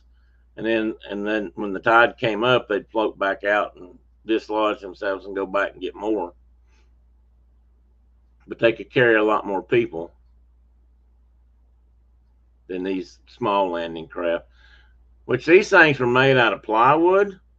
Believe it or not, they weren't steel. They weren't very protective. And they were made in New Orleans, which is partly why this museum is in New Orleans. The guy that invented this boat, his name was, I didn't think I'd ever forget this. I don't remember his name. But anyway, he was from New Orleans. He invented this boat, sold it, convinced the military that this was a good landing craft. And so a lot of these were wooden. And I don't know. Today we don't think much about wooden boats, but back then it was pretty commonplace. I guess I always thought these would be steel, but apparently they weren't. They had a very special night at Yankee Stadium last night. Yogi was in the invasion. I didn't realize that. Yogi Berra. He refused to get the Purple Heart because he didn't want to upset his mom. You know what? That happened more than once. And I had a cousin that actually did the same thing in Vietnam and hid all that until he got home because he didn't want anybody to know about it. He didn't want his mom to know about it. He was doing some pretty dodgy stuff. And but it's cool that they had a ceremony there. Was that on TV, the game? Or did you? You're not that far away, so maybe you just heard about it. But that's cool. I didn't know. I did not realize Yogi was there. There's a lot of famous ball players and actors and actually that were not just in a movie, but were actually there, or in some aspect of World War II. That they, there was a lot of them. Ted Williams was somewhere. I don't know if he was in. I don't know if he was at D-Day or not. And this is a picture of all that happening, like D-Day +1, after the landings have been successful. And now we got to get all of our supplies in because these guys can't work, they can't fight, they can't do what they were sent there to do unless they've got the supplies to do them with. And they're bringing in reinforcements, lots of reinforcements. They even brought in reinforcements the next night or the next day in gliders and landed them in other areas inland. Uh, Big wooden gliders were kind of a British thing. We had them too, but I think we flew British gliders. I actually used to know a glider pilot. He used to fly. He was an instructor and did some small uh, chartering jobs for the company I worked for. My original aircraft company that I worked for. The first one I worked for was an actual pan mechanic, and I always, they used to. He was kind of an odd duck, but then again, maybe he had a right to be. I didn't realize that back then. But he flew gliders into Normandy either the night of D-Day or one of the days afterwards. But he flew gliders. I think, and I don't know about. I don't know if I'd want him to do that or not. I used to think, well, that'd be cool to fly, but these things were big and heavy, and I don't know. You just see a lot of them broken if you see pictures of where they landed and stuff. I just really wonder how well that worked out for them in the long run. Anyway, this is offloading and they're going off the beach, and they've got engineers in here with bulldozers and all that kind of stuff. They're creating roads off the beach. They're moving the troops in. And these are actually pretty good sized ships they've got run up there on the beach if you look at them. And that's one of them right there. But this one's hooked up to what they called a mulberry, which were portable wharfs and docks that the British had invented, and built for this very purpose so that they could land ships, get ships in and out that didn't have to be grounded. They could pull them up to these wharfs and offload them. And these were temporary. And a lot of them got swamped, and within the week after D-Day, I think half the mulberries were underwater or flipped over. They were messed up. It didn't work out nearly as well as they'd hoped. But there was a lot of stuff that didn't work out as well as they'd hoped. You watched the game. My son he was at the game. He lives in Long Island. Oh, cool. I'm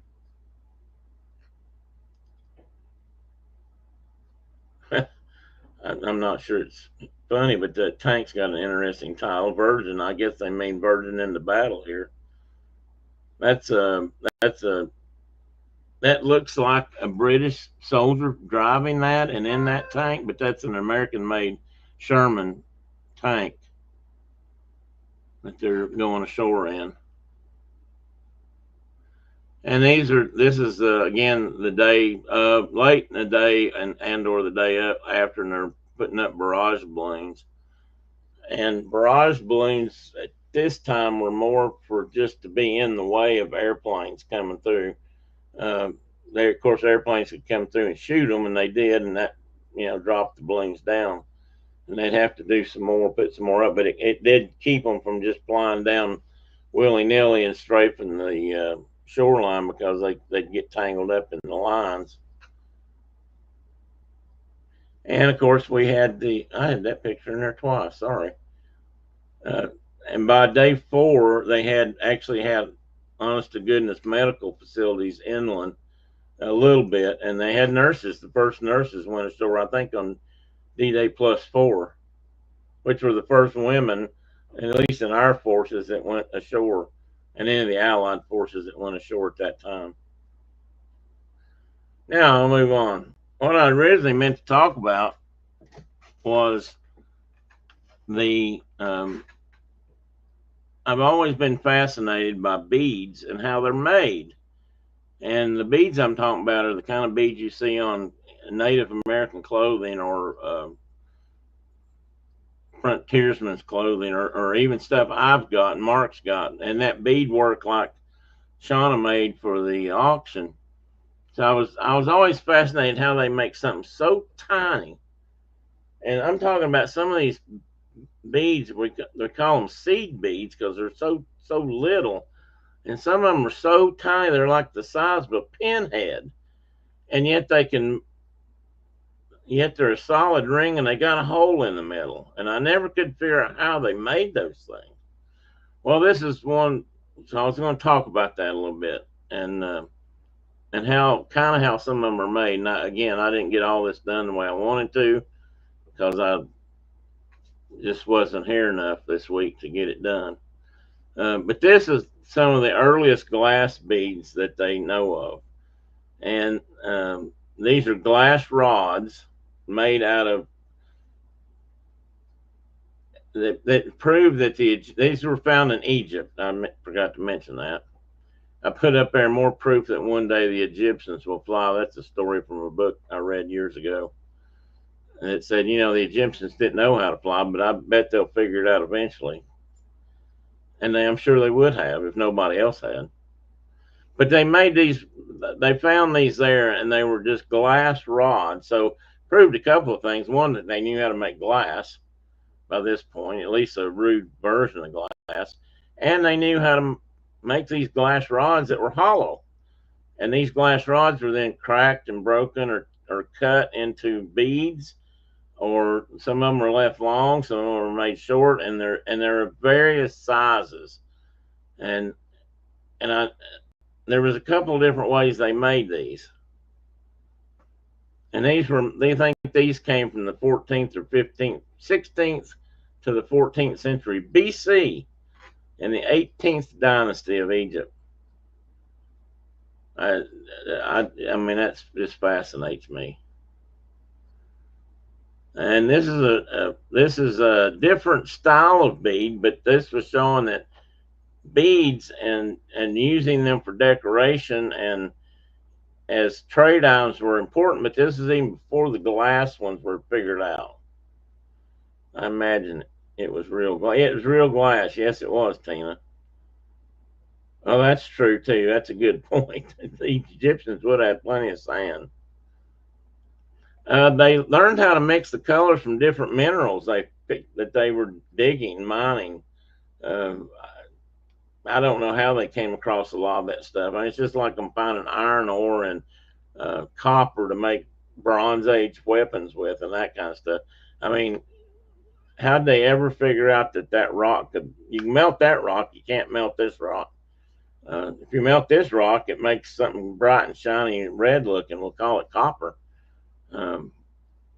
And so these were made out of clay. And then eventually, you look on the right picture, there's a couple there that look to me like they're made out of metal, which was common. They made metal ones before they made glass ones. And the ones up at the middle there that are dark, I'm not sure what those are. But anyway, these are Ptolemaic, I think is how you say that, early Roman.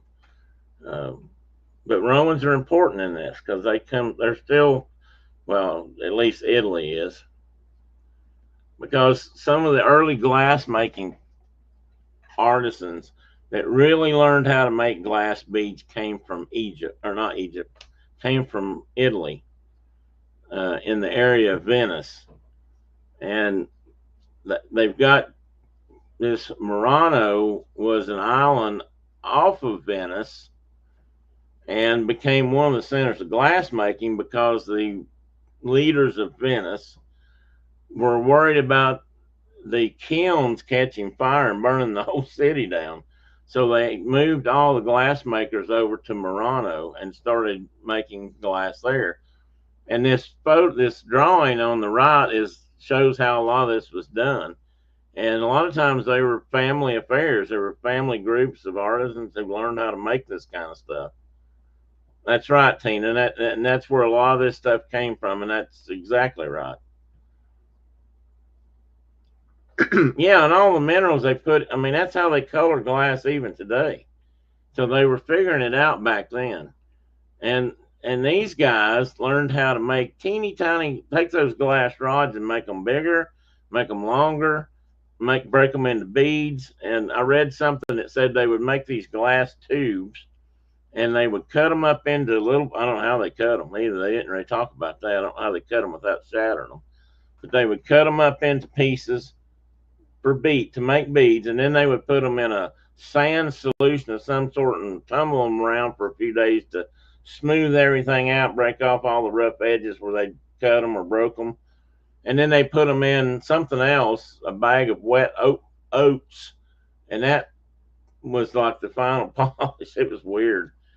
And that's how they came out with the small beads of different colors, and they were mixed.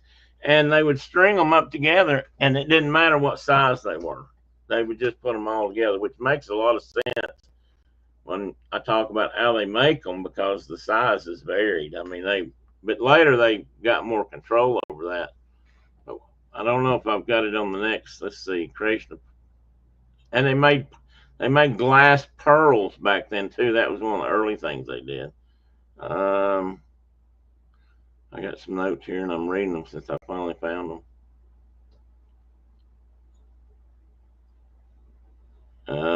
In Italy, the historic area of the city of Venice was very important, and then the islands of Murano, Burano, and Torcella. Pardon my, I don't know Italian. My Latin is not good. Production of glass beads in Venice dates back to at least the 14th century, and it became such a precious commodity. That's why they wanted to protect it. That's one of the reasons they moved it to the islands, because they wanted to make sure it was safe and that they could continue doing it. And this is what an example. I just threw this in here for. These are Czechoslovakian, and Czechoslovakia and Yugoslavia learned how to make beads eventually also, and learned to make different kinds of beads, and that was important later on in the trade in the Americas and in Africa. And unfortunately, a lot of these beads were traded for slaves. That became a big deal in Africa. African trade beads generally were different than the ones they brought to America, though, because they were used for different things. I think I've got some African pictures here in a minute. African beads. You see more of those today. They tend to be bigger. They're more multicolored than these. A lot of these beads are solid colored, especially these little bitty ones. And then they made other things that were like white centered reds, which is a red outside glass with a white center. How'd they make that? I finally kind of learned how they did that. I mean, it's all fascinating. And they're so tiny. They're so teeny tiny. Ask Brenda. She's used them. And I was going to show you some because I knew I had a box of them back here behind me, but I couldn't find it. Naturally. Seems to be the story of my life lately. I'm going to get some together. I'm going to try to have some together for next week.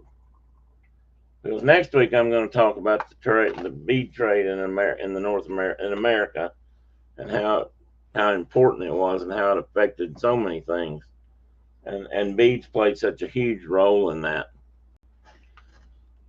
Okay, so most seed beads are made of glass. However, other materials were used early on. Seed beads are made of drawn glass. That's one way they made them. Excuse me, didn't mean to show you that yet.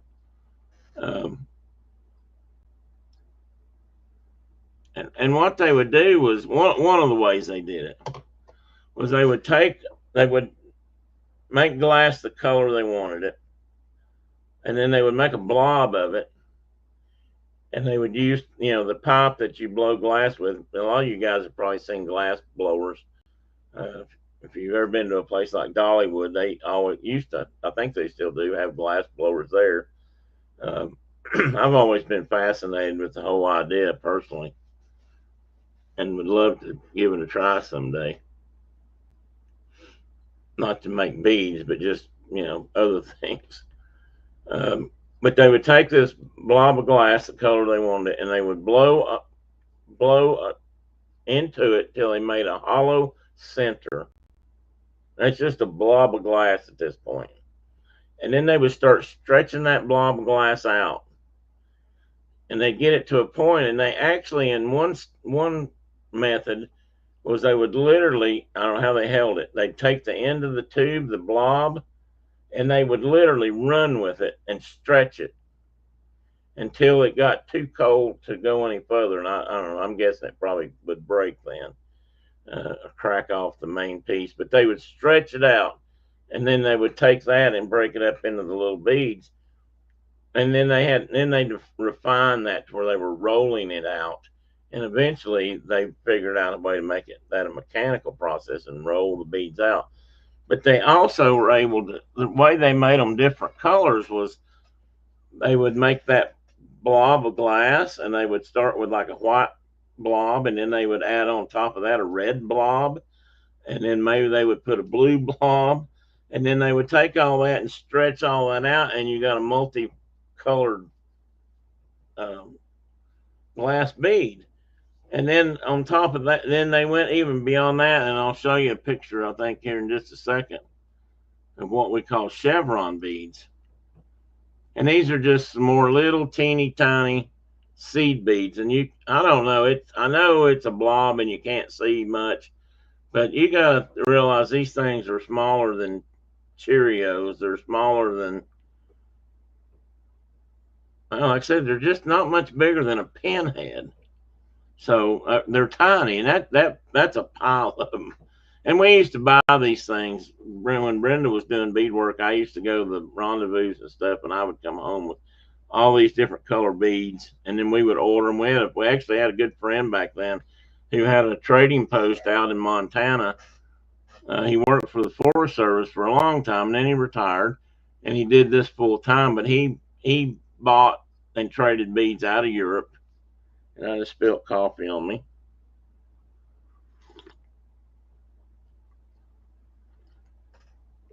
That's called getting your cup too full. And then dumping it in your lap. I'm still dumping it. Oh, guys, I apologize. I should probably just quit. I'm not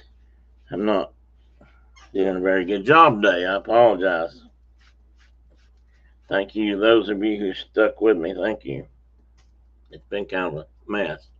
Anyway, little bitty tiny beads, and I just thought that was a good close-up picture. Plus, I kind of like that color. I would call it amethyst personally. Mustard seeds are, oh, that you're talking about the size? Probably, and they had a cut. It's interesting you said that. They made a mustard yellow color that I kind of like.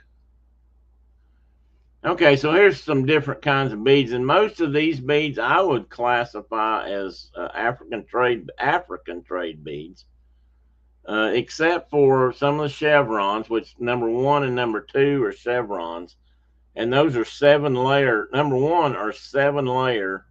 Well, number 1, number 2 also are 7-layer chevrons. So there's 7 different layers of glass, and if you look, they manipulated the individual layers so that they created these different shapes. The ones in number 1 that are laying on their side, they look like they've got a starburst or a sunburst thing in the middle. How the heck they do that? I mean, that's just crazy. And then the one number 2, I don't know about number 3, number 9 down here. Those are what I call chevrons, and chevrons were kind of more pricey. They were worth more in trade, and they were also more sought after. They were always more expensive because, as you can imagine, they're much harder to make. they've got to add these layers on to their blob of hot glass until they get the desired effects, and then they stretch it out and come out with these beautiful beads. And I've got some chevrons, and I thought I had some chevrons for show and tell, but I don't know what I did with them. So I've got to find them, and I hope next week I'll have more. And I'm pretty sure Mark's going to have some. And number 8 looks like coffin. Number 8. Yeah, they do kind of look like coffins, don't they? And there's some really cool. You still see some of these at flea markets. You'll see some of the bigger ones. You don't see the little ones much.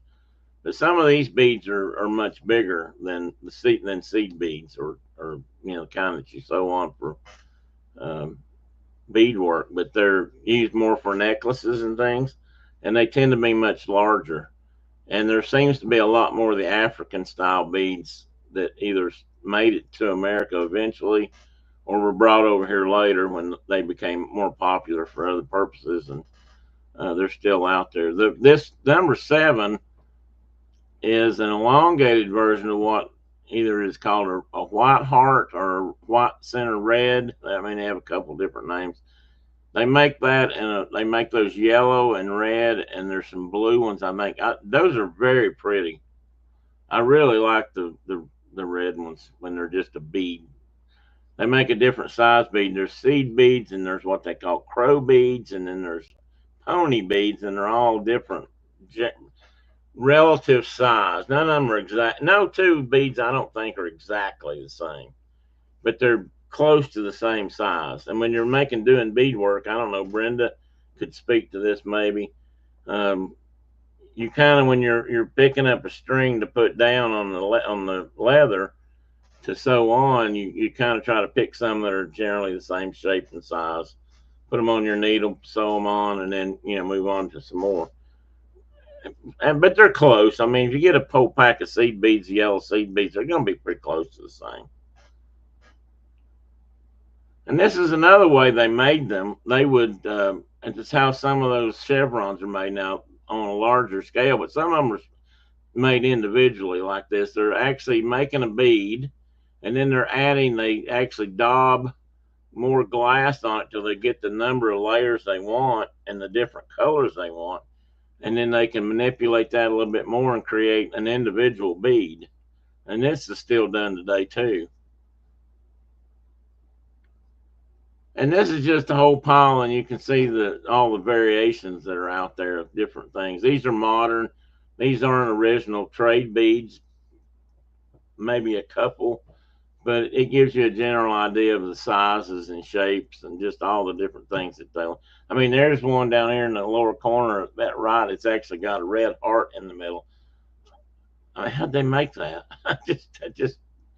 It blows my mind. And even if it's a big one, it's still probably not any bigger than the end of this eraser.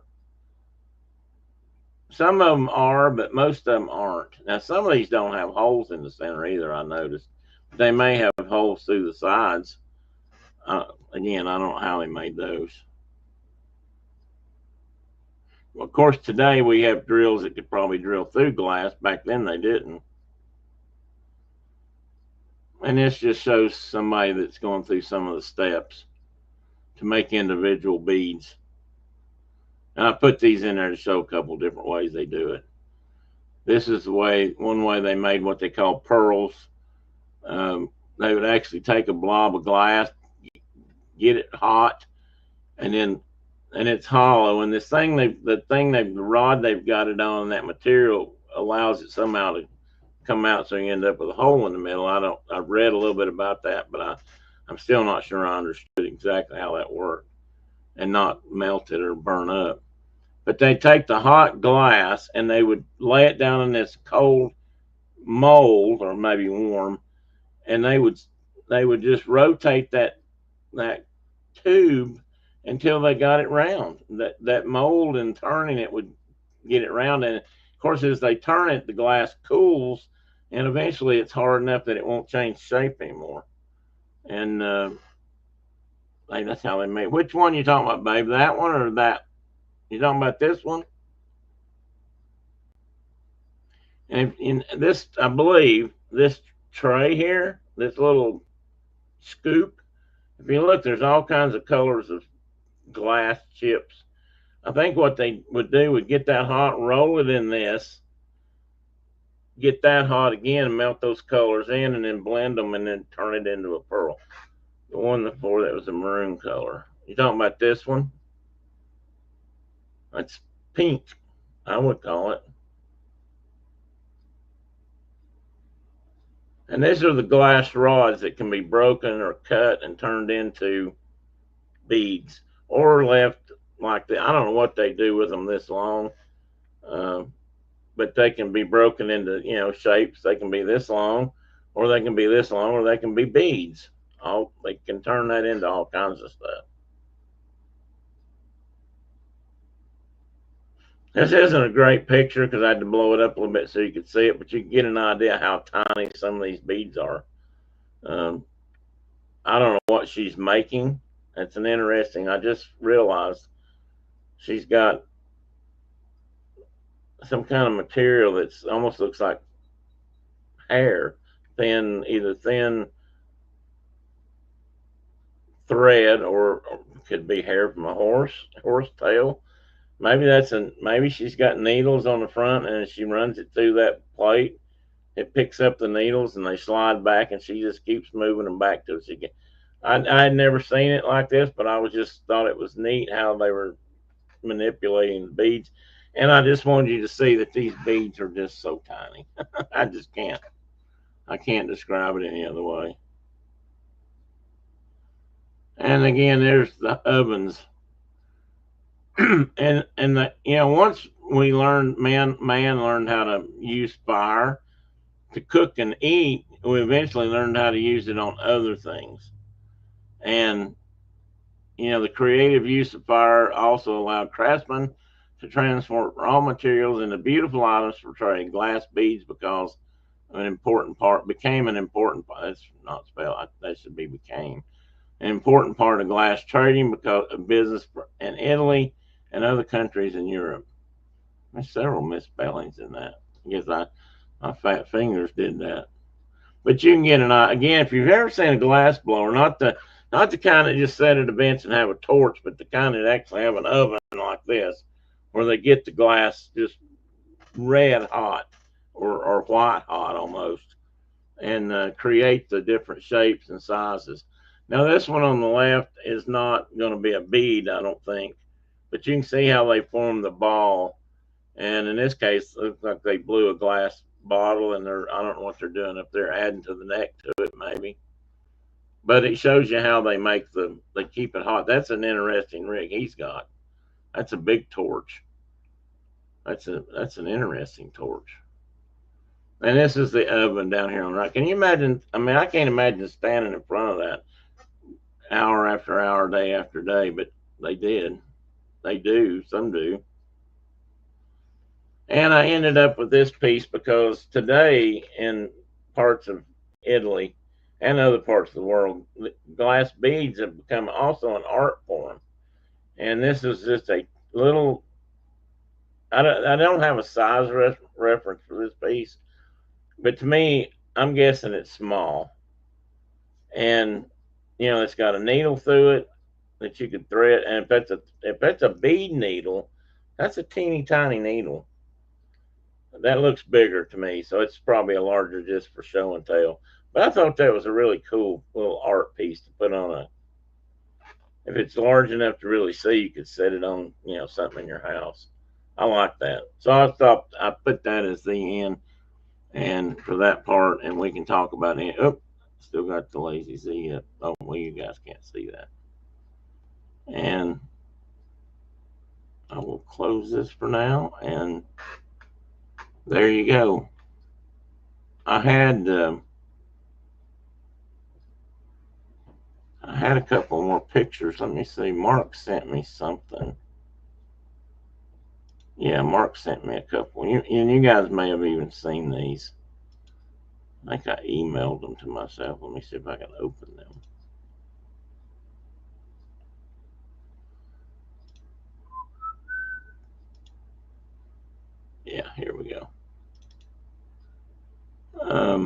You guys might remember these.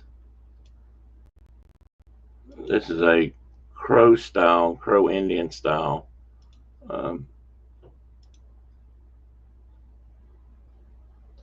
tobacco pouch or smoking pouch, a pipe bag.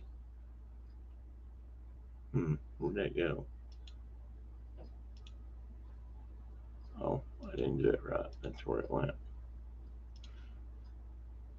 And I don't know how well you can see that, but I can blow it up a little bit.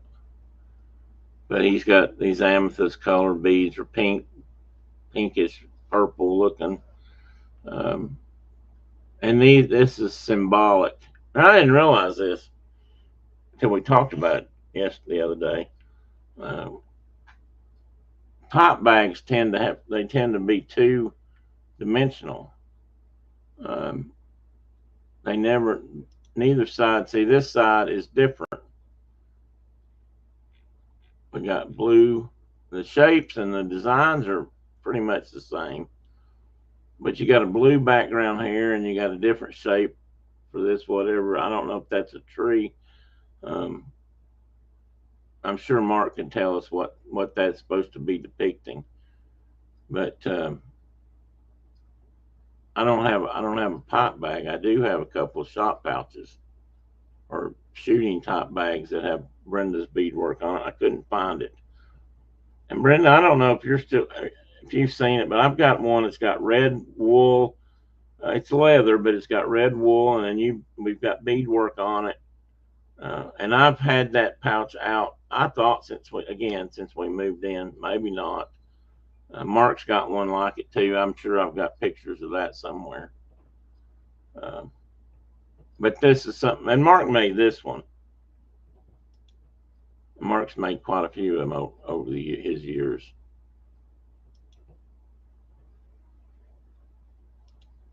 Or over the years, I should say, not his years. And I just turned you guys off.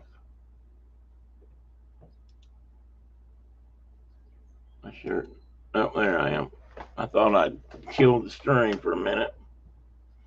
Anyway, any questions? Any discussion? Next week I hope to do the part that was kind of important to me. Well, that was important to me, and I wish I knew more than I do about it. And I'll continue to read about it and learn about it. You can bet on that. But the trade, what beads meant to the trading in North America, and how that went, and how that changed over the years, and what glass beads became so important to Native Americans. I mean, they were really a sought after item because they had been decorating and doing things in different ways that were much harder, and they were able to do so much more with glass beads. And there was a lot of glass beads brought to the New World and traded for beaver pelts. And like I said, unfortunately, they were also used to trade for slaves in Africa. Different beads. They didn't do that kind of beadwork. They used them more for necklaces and that kind of decoration and larger things. But in their case, they traded them for human lives, and it's kind of sad too. I mean, in many ways. Took my glasses off and couldn't read. We'll not be here next week. Hopefully, I'm better, and our Sunday golf will be Saturday because of Father's Day. Next weekend's Father's Day. Jesus, I don't even know these things anymore. Well, thank you, Tina. I appreciate that. I think glass blowing is really cool too. I've always liked to stand near the glass blowers at different shows, and like Dollywood, and watch them make some stuff. I mean, it's just the whole process and working with heat and fire and blowing out that glass, and they've got long tubes and pipes that they blow through, and they manipulate the glass, and they've got rollers they can roll it on, and Just they roll their pipe and it makes the glass change, because it's down here at the end of the pipe. And fascinating, I'm sure there's videos online, and I of course didn't pull any of those, but I'd love to see them make beads. I'd love to see somebody make glass beads the old way. Hey, there's Dave at the laundromat. Welcome back, Dave. I think Dave's going through some housing changes, and I think he's in the middle of, having to do things in a different way from what I gathered the other night. Dave, hang in there. The I'd love to see somebody actually making beads. I think that I may have to go to Venice to see it. They still do it over there. They still make them. And then I started to mention, I didn't talk much about it, but the Czechoslovakian areas there were some Czechoslovakian areas got involved, and I think Yugoslavian craftsmen, and they made very similar beads, but they're listed as different beads. And I thought, and maybe I do. Bear with me just one more minute. I thought I had a picture of some Czech beads.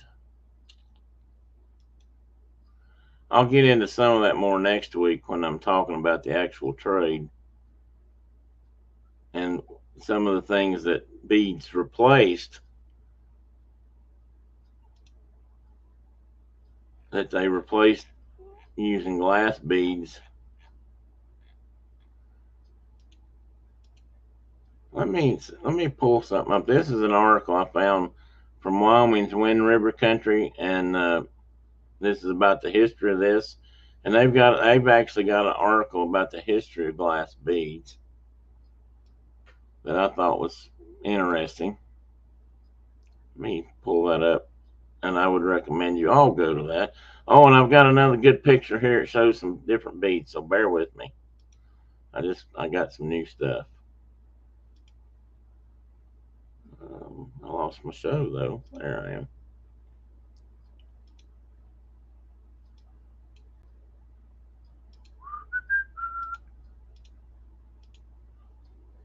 All right, here's some different beads, and you can see the different styles in this picture. There's a big string of white centered reds, and there's some big chevrons and some polka dot beads, but there's also some longer, bigger beads that I would call African trade beads. I may be wrong about that. There's some white centered blues too. And this came out of they did a thing about the history of glass beads also. Not where I got my idea, mind you. Yeah, quill work is beautiful even today. These are different beads made in different fashions. These were blown. These were wound. They actually would make beads another way they made them early on was they would just start winding the glass around the tube and melting it until they got what they wanted. But that was a one at a time kind of process. I would think very time consuming and not very efficient from them. If you're trying to sell stuff, you need to make them and be able to sell them and make a little money. And this is how they would take the glass beads and then, cut them or break them into smaller pieces. Here's another example of chevrons. And you can see all the different layers. There's blue, there's white, there's red, and then more white, blue, and red in patterns. And these were generally, there was a lot of these made that were the same color pattern, and then there were some that weren't, but a lot of chevrons were like that. And here's some other examples of chevrons and some these. I don't know that these green ones were chevrons, but they're made in a similar fashion. I don't know if they were ever called chevrons. I always thought these glass plates made this way out of chevron beads were cool. And I'm assuming they took the beads and they laid them down together and molded them all together and created for a necklace. What's the word I'm looking for there, Brenda? Not an amulet. Anyway, for necklaces. So that's one way they did it. One thing I found. And let me get rid of that one. And I opened that up and I saw, oh, there's a whole bunch more. Let me show you these. Again, you guys can find all this stuff online. I mean, I just looked stuff up and I got it all out of books at one time, and now I can get it all off the internet. It's kind of cool. But this is a page that shows a lot of different examples. I think this is neat, and I'll talk about this more next week too. These cards from bead trailers, like out of New York, at one time or another, and they had these cards, and I'm sorry, I wish they showed up better. Um, but they showed the different styles of beads that they carried and they traded. Um, and you can see that some of these I've already shown you. This picture, whoops, that won't let me show you that one, will it? Are you guys seeing this, or am I just talking to myself?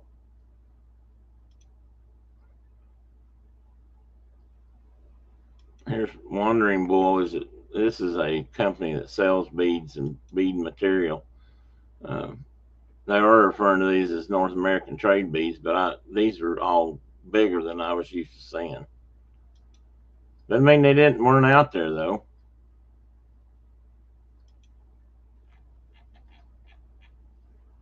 There's some chevrons.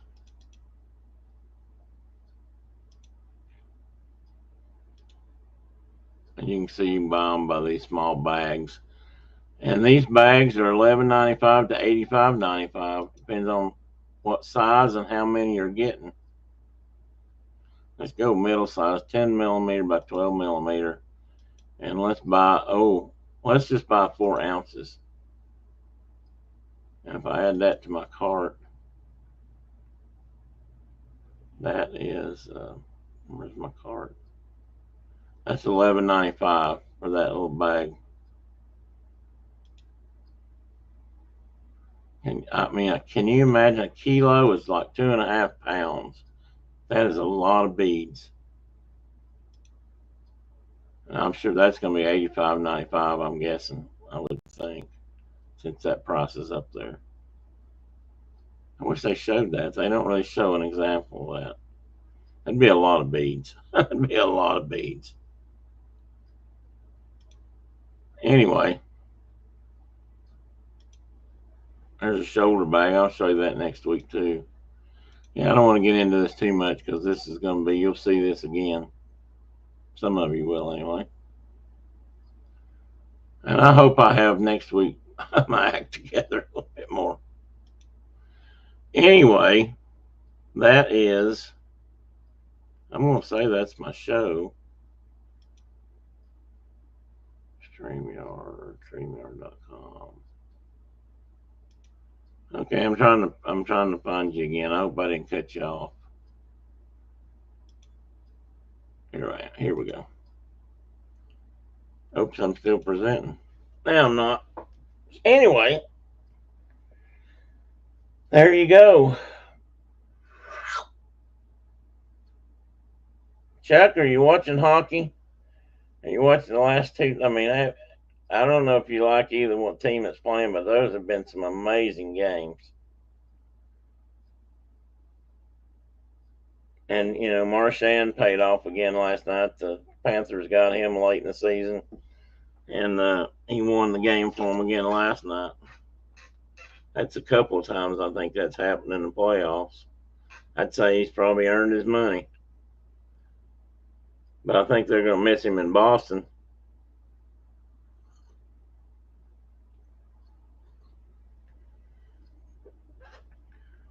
I mean, if somebody had told me that the first 2 games of the Stanley Cup final for the games for the Cup would both end up at 3-3 or 4-4 ties at end of regulation, and go to overtime. The first one went like 19 minutes and something. I think there were 22 seconds left in the game when or thereabouts when um,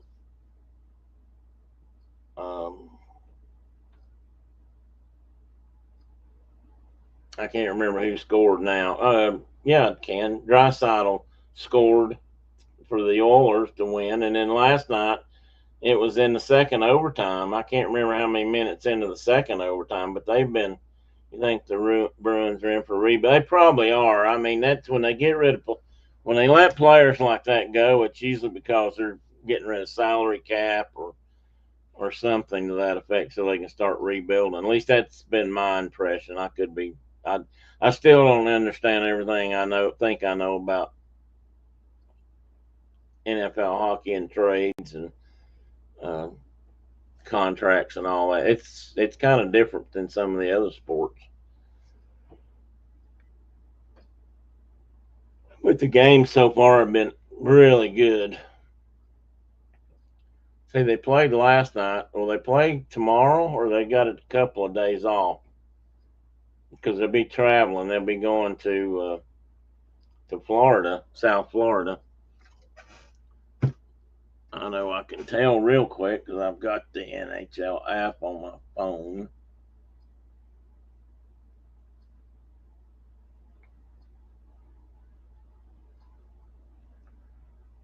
No games today. No games tomorrow. Monday. They play Monday.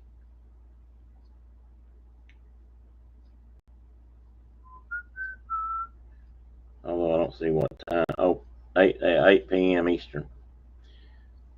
And I guess TNT and True have got all these games. So far they have anyway. What Chuck said. Let me think. I think the games are great. Both games are great. The 9th is the next game. Yeah, it is. So they're giving them a cut. They're getting, well, that makes sense. 2 days off is normal for a big travel day. Anyway, so far that certainly if you're a hockey fan and nobody, the two teams that are playing, neither one are teams that I generally root for necessarily. I don't necessarily root against them either. I mean, I kind of appreciate the fact that the Panthers won last year. I believe that was their first cup. I'm enjoying watching the Oilers play again this year. It's been 30-something years since a Canadian team won the cup. I believe that number's right.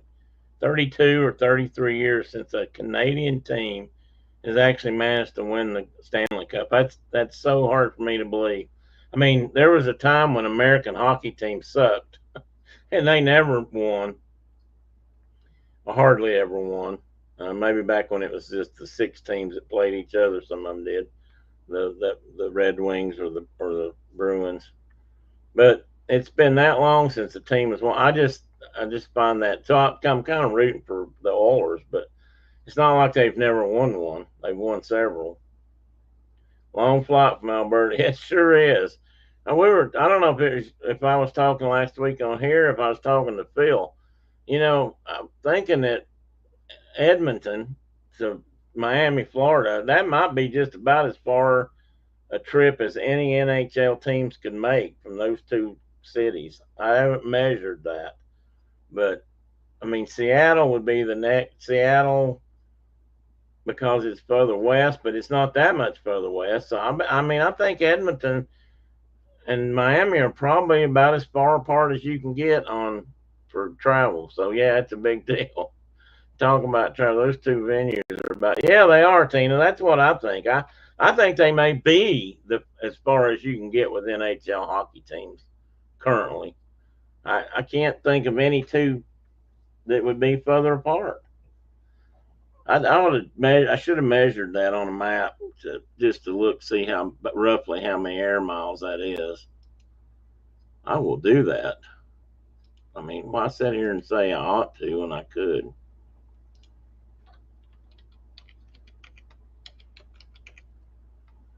Edmonton, Alberta, Canada. And let's do a 2.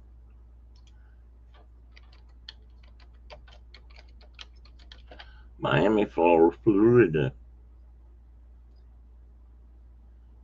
It's going to be a big long line. I know that. Okay, in air miles, that's an 8-hour and 5-minute flight. And right now you can get a ticket for $610. I don't know who that's with or what that's with, and that's probably one way. And if you want to drive down there, you might get there in time for the game. It's about 44 hours, 3,019 miles.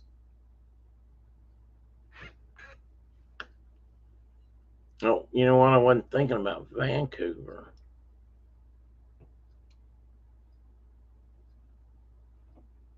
Um, Let me change that to Vancouver. Let's see.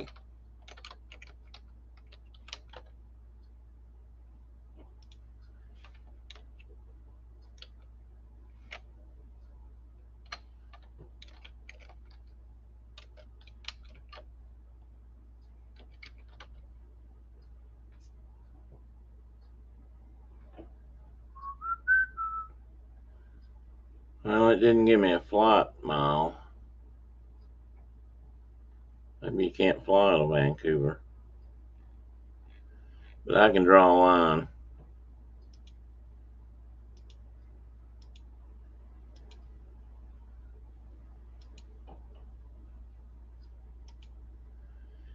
Uh, 2,784 miles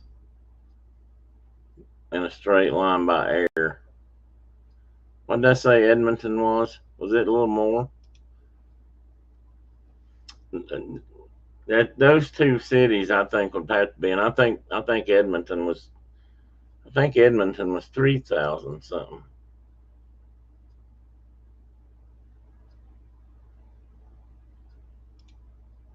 Oh, let me redo that. I'm just going to draw a new line here from there. Da, da, da, da.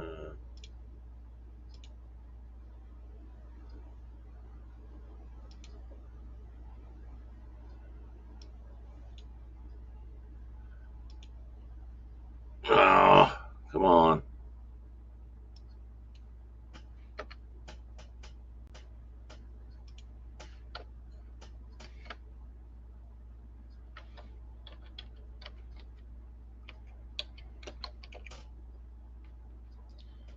Edmonton again.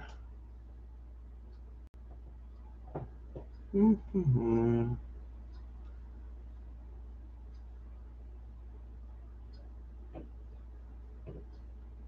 Okay, there it is. Let's see here now. I'm going to make that. For some reason, it didn't give me a flight mile that time. It did the first time.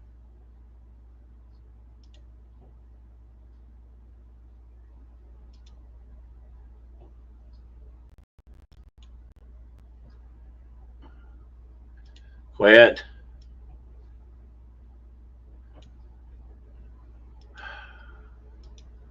Sorry.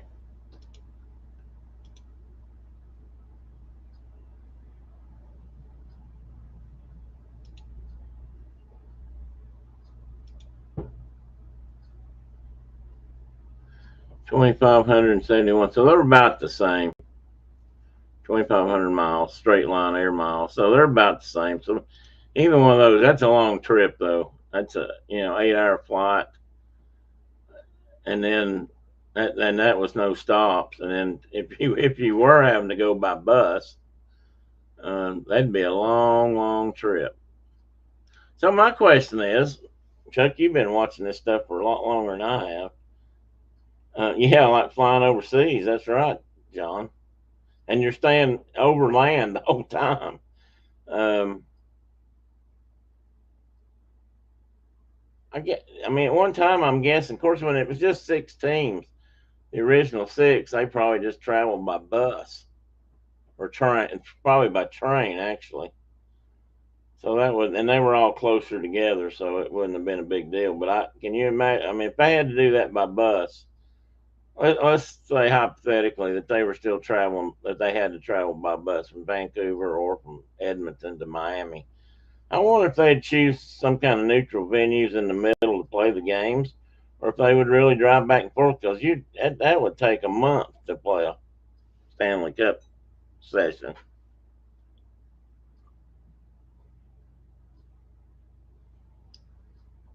Edmonton is 3,023 miles from Miami. Is that measured by road, just a road direction map down, Tina? 'Cause I was thinking I saw that too, but or something similar. But the other measurement I gave was just a straight line flight, like if you could get on a plane and fly directly, and you may be able to fly nonstop down there, but I bet you could go somewhere else. I'd almost bet you that from Edmonton, Canada, which is not a very big city, I almost bet you'd have to fly to a major hub and then go to Miami. But maybe not.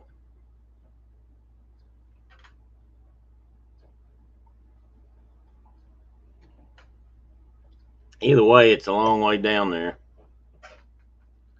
and a lot of travel time for these guys. But they'll sleep on the plane, and I'm sure they'll be otherwise suitably taken care of. I bet they don't. I bet they're not going to travel for this in coach. I would have to assume that they charter planes if they don't own them already. Chuck Googled it. He said 3,000 miles something. Okay. I think I saw 3,000 something too, but I couldn't remember if that was by road or if that was the original air miles I got. Because I got the first number I had was from an showed a ticket price. So it was an airline flight. I just didn't look at all the details on it.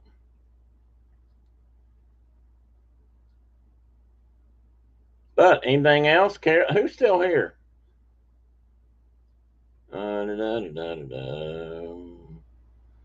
Carol, I need, if you're in here, I need to touch base with you soon. I need to send you a note. I still want to talk to you a little bit more about some of my book stuff. Since you're a teacher of that age, Chuck and I, are you it? Well, John's still here though, or he's back here, whichever.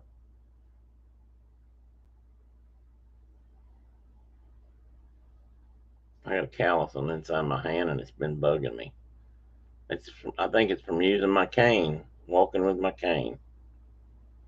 The berserker cane is different. I walked for a long time. I used a ball head cane, and this one requires me to hold the cane like this, and which is kind of odd. Not odd, but this company, these guys in Ukraine, where this came from, make a solid oak. Oh, I thought I saw a crack. A solid oak cane that's got a wooden knob instead of I don't like brass. I got a brass one. That's what I used for a long time, but it leaves that nasty brass smell on your hands.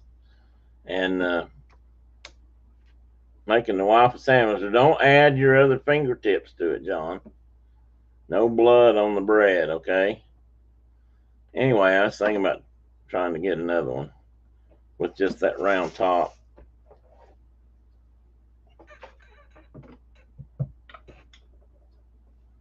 Plus, I'm beating the crap out of it. I tell you what, carrying that thing around every day and laying it down and it falling when I said it wrong, and I mean, I'm beating the crap out of it. Yeah, this is if you're talking about a cane. Now, chrome wouldn't make your hand smell bad, would it, Chuck? I don't think chrome does. In fact, chrome. Brenda's always told me that chrome or the stuff on flatware that you eat with, you can rub that on your hands and it'll take that smell away. Actually, yeah. Well, this is the one I got from Brenda. Got me for our anniversary a couple of years ago. I believe it. I believe that's right, wasn't it, Brenda?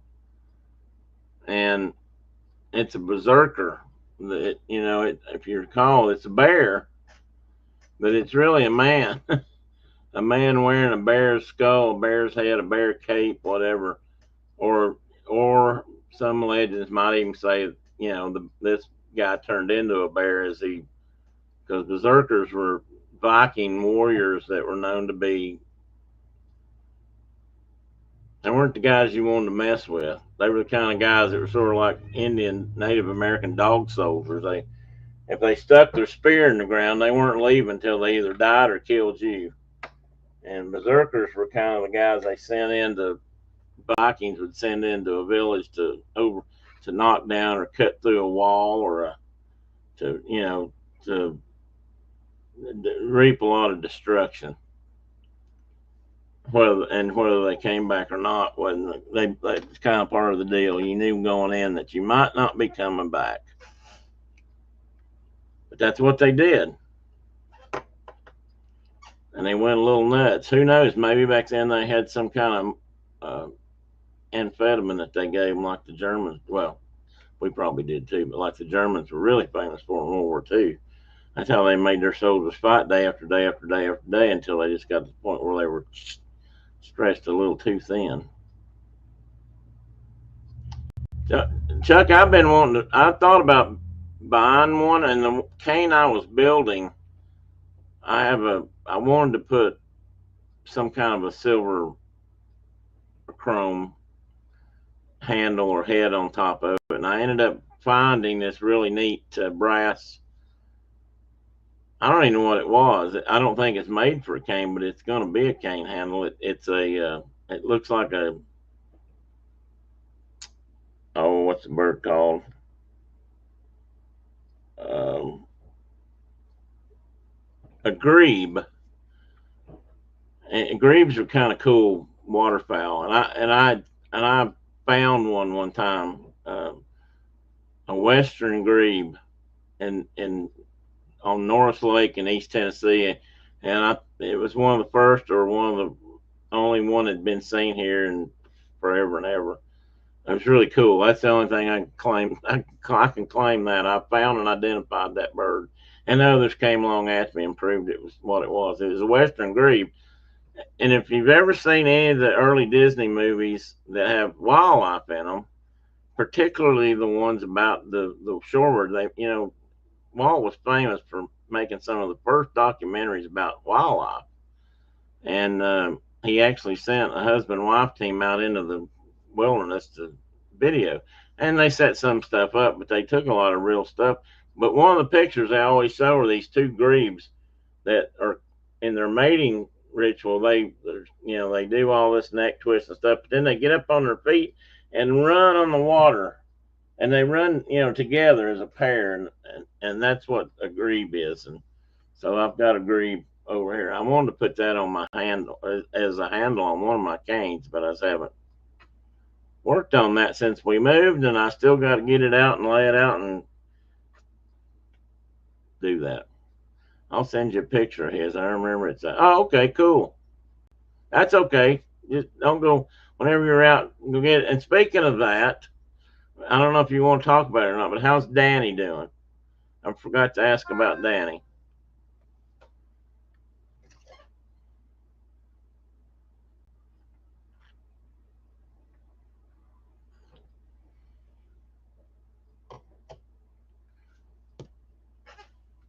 Have I mentioned that the neighbors have these really cute curly-haired dogs, puppies? They're brown or black. They've got both. There's half of them are brown, half of them are black. Yeah, Crash McNeil. Crash McNeil. Are you officially changing his name? Crash McNeil.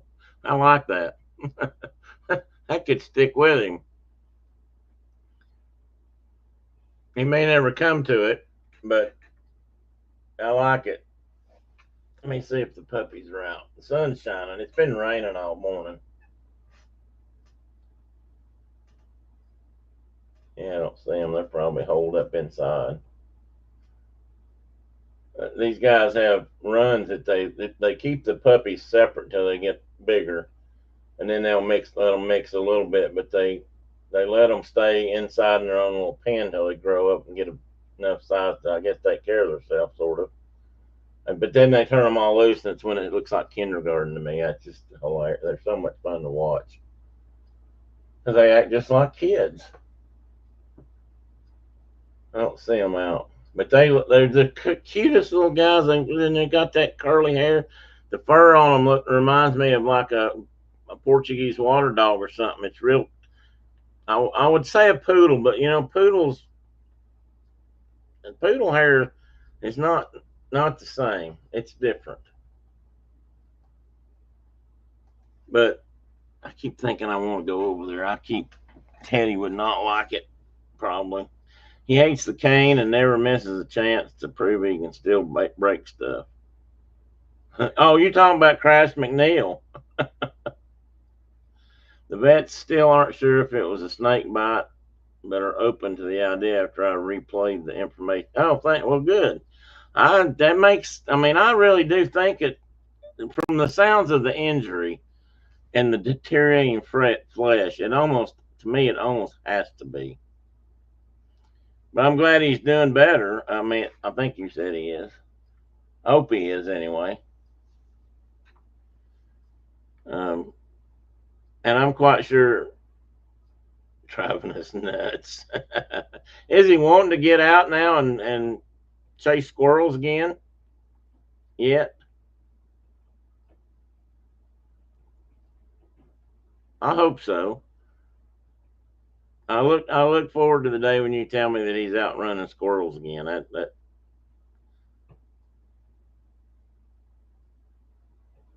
Oh, Brenda says she hopes she doesn't get a cane. Well, I hope you don't get a cane either. We went and bought her a walk. I tell you this story.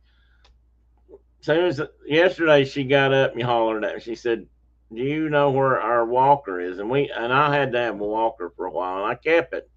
The girls, I think, wanted to get rid of it when we moved because I wasn't using it much anymore. I was just using a cane, and I'm pretty sure we brought it with us. But Brenda said, "Can you find it? I think I need it," and because she doesn't handle a cane as well or very well, she's never had to use one, and so I started looking for the walker, and I couldn't find the darn thing. So now I'm not sure where it is. So yesterday we were in Knoxville trying to move her around, and I went to a Goodwill store, and lo and behold, they had a walker that was on wheels, the kind that's got a seat on it, and I bought it right then and there. They wanted $6.95 for it, and it's used. It's well loved, but it's still in decent shape, and it works for what we need. And I gave him a 20. I couldn't bear just to give him $6.95, and I honestly I was relieved because I just wanted something for her to help her get around, and so I bought it and brought it home, and she used it a couple times yesterday, and it worked. In fact, you used it to go into Kroger. She had to go into Kroger to find a restroom yesterday as we were starting to head home after X-rays and all that stuff, and because we happened to be at Kroger we used to visit, and she knew or thought she knew that the restroom was right at the front of the store. So you used it then, and we didn't really talk about how well it did or did not work for you. He's doing okay, doing fine on the three legs, though he's supposed to be on reduced activity. Oh, the cane is I get it. No, she says the walker works great, so that's good. I'm not sure. I'm not sure what the cats think of it yet. Teddy doesn't seem to care. We thought Chloe would either love it. Brenda thinks Chloe might get on the seat and ride around with her, and she might. Chloe loves to, as for a cat that's afraid of stuff, as she is, and she doesn't like my cane at all. Um, Teddy doesn't really pay attention to it. He doesn't like it if I drop it or something, but he doesn't run away. But she sees it. If I try to get close to her and pet her or anything with the cane, she's out of here. She does not like to be on its level, but she loves to get in things like a blanket or we've got this tunnel, this springy tunnel thing that the cats ran through. They still play it. I don't know if they're playing it now, but before we brought it up here, they play in it all the time in Nashville. Teddy just about can't go through it because he gets stuck, but Chloe could run through it and she'd be prepared to jump on his head. But she'll get inside that thing and Brenda could pick it up on the end to end and just swing her around all over the place. And she loved it. She just ride around and swing around in it but she's afraid of everything else. So she may get on it and ride around. We'll see. Oh, she did ride this morning. That was after I left, I guess. Came up here. Glad you and Chloe are finding the walker useful. Yes, that's good to know.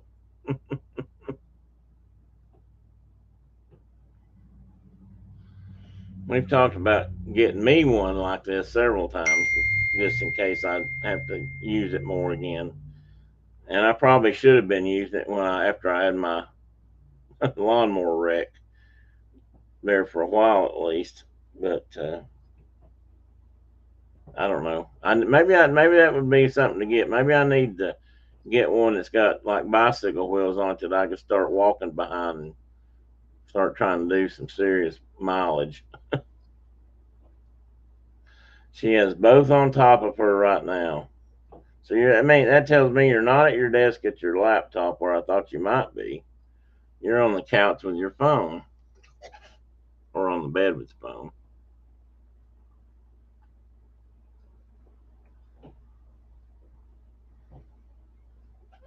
The many uses of little walker. Yeah, we'll have to make a note of that. That'd be a Chloe story, riding a walker. I started calling around while Brenda was in the diagnostics lab, whatever, X-rays. I got on the phone and started calling around to we have what's called a Carm store here, which is Knoxville area something. But it's like a Goodwill. If you have Goodwills up there, or where you're from, I'm pretty sure they're all over the country. It's like that, but different, run by a different organization, local. I can't remember what the RM stands for. Anyway, I started calling them, and I called a couple of Goodwills, and a couple of them did have walkers, so I was going to try to go get one. And then I went to the Goodwill first. I don't know, because I'd always seen more in there than I had at others, and lo and behold, they had one with wheels. And I walked into the front of the store and I asked the ladies that worked there if there's any chance they had some walkers. I didn't want to walk to the back of the store because that's the funny thing about it. Here you're buying crutches or canes or walkers or things that have to do with the elderly or infirm. And they're always at the farthest part of the store. They're never up close where you don't have to walk 10 miles. So I mentioned it, and then one of the ladies went back and said, "Yeah, I think we do. Let me go see." And the next thing I know, here I see somebody's head popping up over the clothing racks and stuff. She's rolling up, and she's rolling. I said, "Aha, she's got something on wheels." And she come rolling up there like it was a scooter. And I said, "I'll take it." Yeah, that's a good question, Tina. And you know something, I may have to ask that before it's over with, because it's crazy. I went into one store and I couldn't find anybody. I guess they were all in the back or something, but I walked all the way to the back of the store looking for walkers. In fact, I walked all the way around the perimeter of the store. They didn't have one. So by the time I got to the car, I'm more out and ready to sit down again. And on my cane, I never did find anybody to ask at that particular store. And I believe that was a Goodwill store. And but they're always, because when as soon as I asked them, like, "Hey Tony, welcome in, buddy." Good afternoon. Yeah, Saturday morning shine has turned into early Saturday afternoon shine. We're just BSing at the moment, talking about the glories of getting old and needing ambulatory devices to get around with, like canes or support.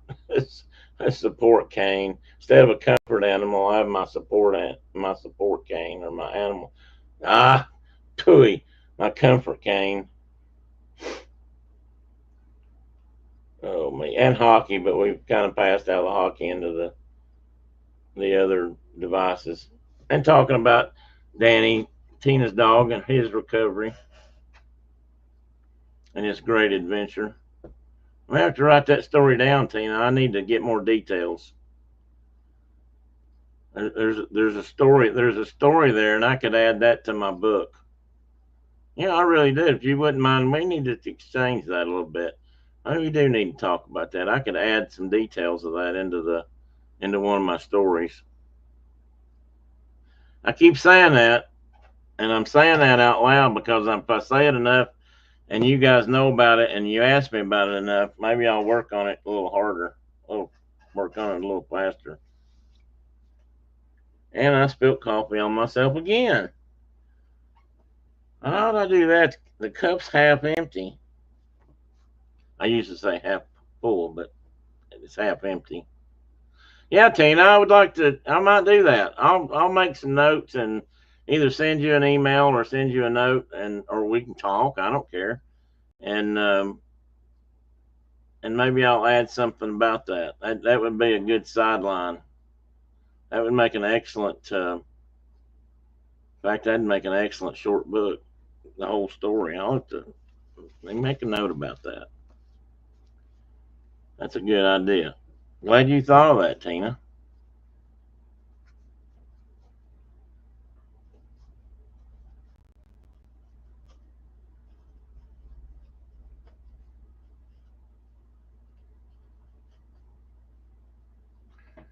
You spell that Danny with two N's and a Y. I can't remember. For some reason, I always thought it was Dannie. Tim, need to go on. Okay, John. Good to see you, buddy. Always thanks for coming by. Heal up. Let that hand get healed up. Don't put any more fingertips in anybody else's sandwiches.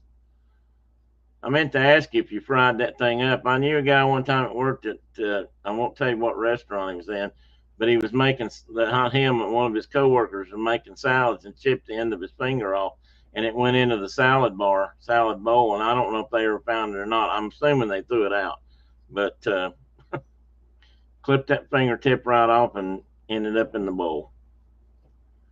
Adventures of Danny. Is it IE? That's Brenda. I have to hear that from Tina. But I'm making a note of it right now.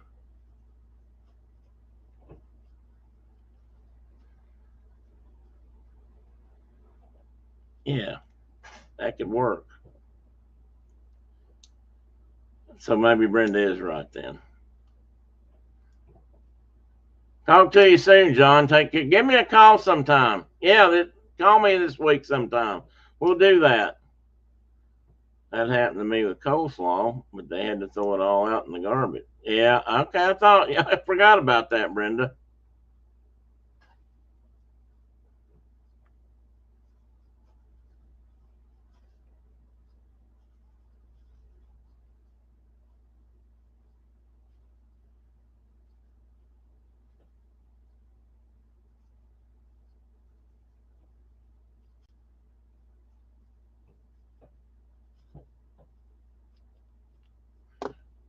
What up all that? That's a good idea. I'll have to start putting that. I'll try to put some stuff. I'll try to put some stuff down, Tina. We'll talk about that if you don't mind. If you'd rather I didn't, then I won't. I mean, it's your guy, so I don't want to. Sent me a picture of the thumb. Is it? Wait, where'd you send it to? In here or on my phone?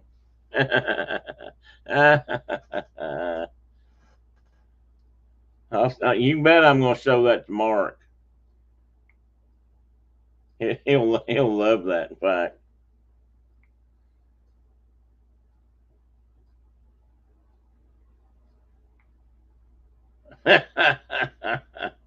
Oh, mate, did you do that bandage job yourself? Ah, stop it. Oh, I touched the wrong thing. Of course I did. There. Need to be more careful. I love it, John. I'm all about good cuts and scars. Lord knows I've had plenty of them. I haven't managed to do that yet, although I did take one and smash it all to pieces, but you probably can't see the scar, it won't focus. But there's a big scar. There's a scar that runs on my fingertip from somewhere in this region all the way down to somewhere right in here. And I did that when I was about 6 or 7 years old. Dropped a rock on it. Well, actually, a friend of mine dropped a rock on it between another rock. And when I pulled it out from the rock, it was split open. And just, I said, I told dad or mom, my guts are coming out because that's what it looked like to a 6-year-old, 7-year-old. I can't remember how old I was.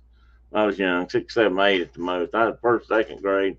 He was one of my early grade school buddies and lived down the road ways from me. His name was James Kelsey. Brenda, I don't know if you remember James or not. He did go to high school with us. So actually, I went to school with him, well, almost all the way through school. There was a year or two there where I went to Jonesboro and they didn't. But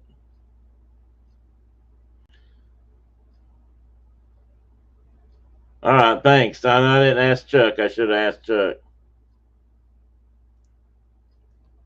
That'll be a good. Yeah, that's making my head click. That's good. That's a good thing. It's making me work on story ideas, which I need to be doing. Uh, um, Mark's daughter. I don't know. I can. I believe I can show these online. Mark's daughter. I hope she doesn't mind. Oh, oh, oh! Somebody put a picture of bats coming out of a cave.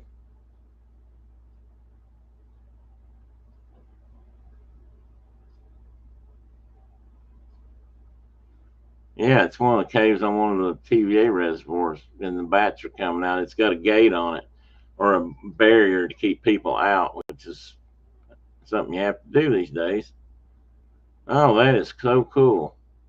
Let me see if I can show this now that I've got this. Let me see if this will show. We've talked about bats before here. Hopefully it won't freak anybody out. You may not be able to hear the sound.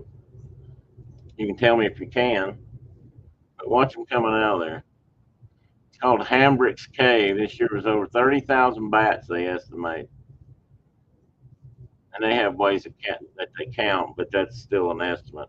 But it's probably close. We count from 1 minute and the rest from minutes. We start off counting by tens, then 25s, then 100s. Not exactly counting, they're more estimate, more estimate. But that's the way you do it. I mean, you can't count them individually unless you have. I don't know if you can make anything that would do that. That is so cool. And that cave, as you can tell, or if you can tell, that cave is inundated by the lake when it's full, which it obviously is there, maybe even over full. And they put that chain link fence up, in this case, to keep boaters out. You'd be surprised what some people will do, though, because they just feel like they need to get in there, especially caves that are on dry land, because they want to go in there and pilfer around, sometimes steal stuff, and actually look for, well, pilfer artifacts. And it's a real problem. But the other problem, almost from a wildlife perspective, it's even worse. Is that when they go into those caves in the wintertime, they disrupt the bats, which are hibernating or in a state of torpor that they need to stay in. Because when you wake them up, they start flying around. Then they look for something to eat, and they go outside, and it's cold, and there aren't any bugs out there, so they fly around and starve to death. And it just messes up the whole thing. And you can actually kill off a whole colony that way. Not to mention the fact that they figured out that people were carrying diseases in that were killing the bats. They figured out that white nose syndrome was coming in on the shoes of people when they went into caves, and that white nose was killing off thousands of bats, destroying entire colonies. Colonies that held 30,000, 50,000 bats just got wiped out to almost nothing. And that was just a few years ago when that started.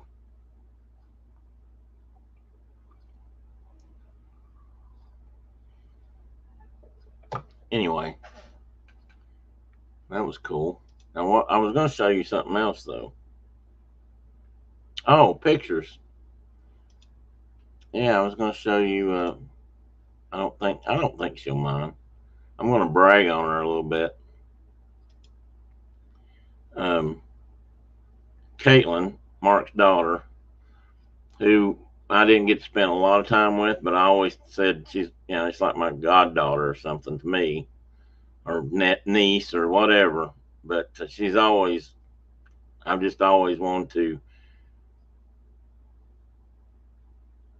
I always wanted her to feel like if she ever needed anything, her dad wasn't around, she could call. And that's she's got bigger brothers, so to speak, now that maybe take that role. But anyway, I asked her for some photographs. Time for me to get. Okay, Carol, hang on just 1 minute, Carol. Let me show you these pictures real quick, okay? And I'll be done. I'll start shutting down anyway. But Caitlin sent me these, and she takes all these with a tablet, or maybe a phone, but she takes them, and these aren't necessarily her greatest works, but she did such a good job with this dog. I mean, it's like this dog is posing for her, and she's just so good with animals in this way. Let me make sure I'm on the first one. Yeah. I mean, I don't know how she ever got him done. That's Hank. That's Mark's. That's Mark's short hair, smooth coated border collie, his oldest one. He's the one. And there's a picture. That's Caitlin in that glass that you can see her reflection. And this dog right here that's reflecting is Zoe. That's probably their oldest dog now. But I mean, he's just so. He's like he's so. Look at his ears. He's so attentive and standing so still for her. That's down by the river, which looks like it's fairly low right now. Mark was in that river the other day. I don't know if he told us this last week, but he ended up in that river again. Those bulls came after him, and that was the best place he could figure to go to get out of their way, was in that river, and him dressed. And it's still not that warm out there. But I asked her for some pictures of Hank so I could use them to. The pictures won't go in the book, but there'll be drawings and things that are going in the book. But I wanted the pictures so I could kind of plug and play and help me with my story idea. That's Zoe in the background. I think that's Zoe. Yeah, he's got another dog that's kind of that color called Gigi. She's a different kind of dog, though. Well, I'll tell you what, one thing I can say about Hank, he's always alert. He's the guard dog, his job is guarding the chickens and other things. And sometimes he thinks he's supposed to herd other things. And then when you add their newer one, younger one, who's also a short-haired border collie, but she's liver colored or brown colored and white. Oh crap, I can't remember her name. Now that she's full grown or close to full grown, she kind of takes her own part in this too. And with the two of them together, they can get quite rambunctious at times. Mark has to run them off. They tend to want to herd the horses. They want to herd everything, get everything in a corner, put everything in a pen, and guard them, and that's because that's their job. And sometimes they do more. Sometimes they do more than they're paid for. Anyway, guys, I'm gonna let everybody go. I know it's late, and you guys have stuck with me through a rough morning. And next week, I'm going to be going deeper into this whole idea of trade beads and their part in the economy and what they meant to not only here but in Europe, and try to get a little more detail what the natives used them for and what they replaced. So I hope everybody has a good week. I think we're going to get rained on a lot the next couple of days. I hope it's not too bad. I'd really rather the creek stayed down at this point. Everything got kind of full last couple of weeks or a couple of weeks ago, and we need to kind of keep it there, not get them too much more full. But anyway, guys, I really appreciate you being here. I love you guys. Thanks for being here. It means the world to me. And next week, I'm going to try to promise a much better show and more organized. But thank you for your support. Thank you, Chuck, for that. That means a lot to me. And I'll be talking to you about Danny. I want to get. I mean, I'll give you some ideas. You tell me if I'm close, or if it's usable. And but Danny will be the what's the word I'm looking for? He'll be the model of what I'm writing about his adventure. So anyway, we'll go from there. Anyway, you guys have a great week. Everybody be careful out there. Don't get hurt. Don't fall off your back porch. Don't break nothing. John is gone, but I hope he heals up okay. I hope everybody there gets over the COVID. And Brenda, we need to just get you healed up. And, you know, somebody's got to take care of this one because he's not very good at taking care of himself these days. Anyway, bye bye. See you guys real soon. Like next week, maybe.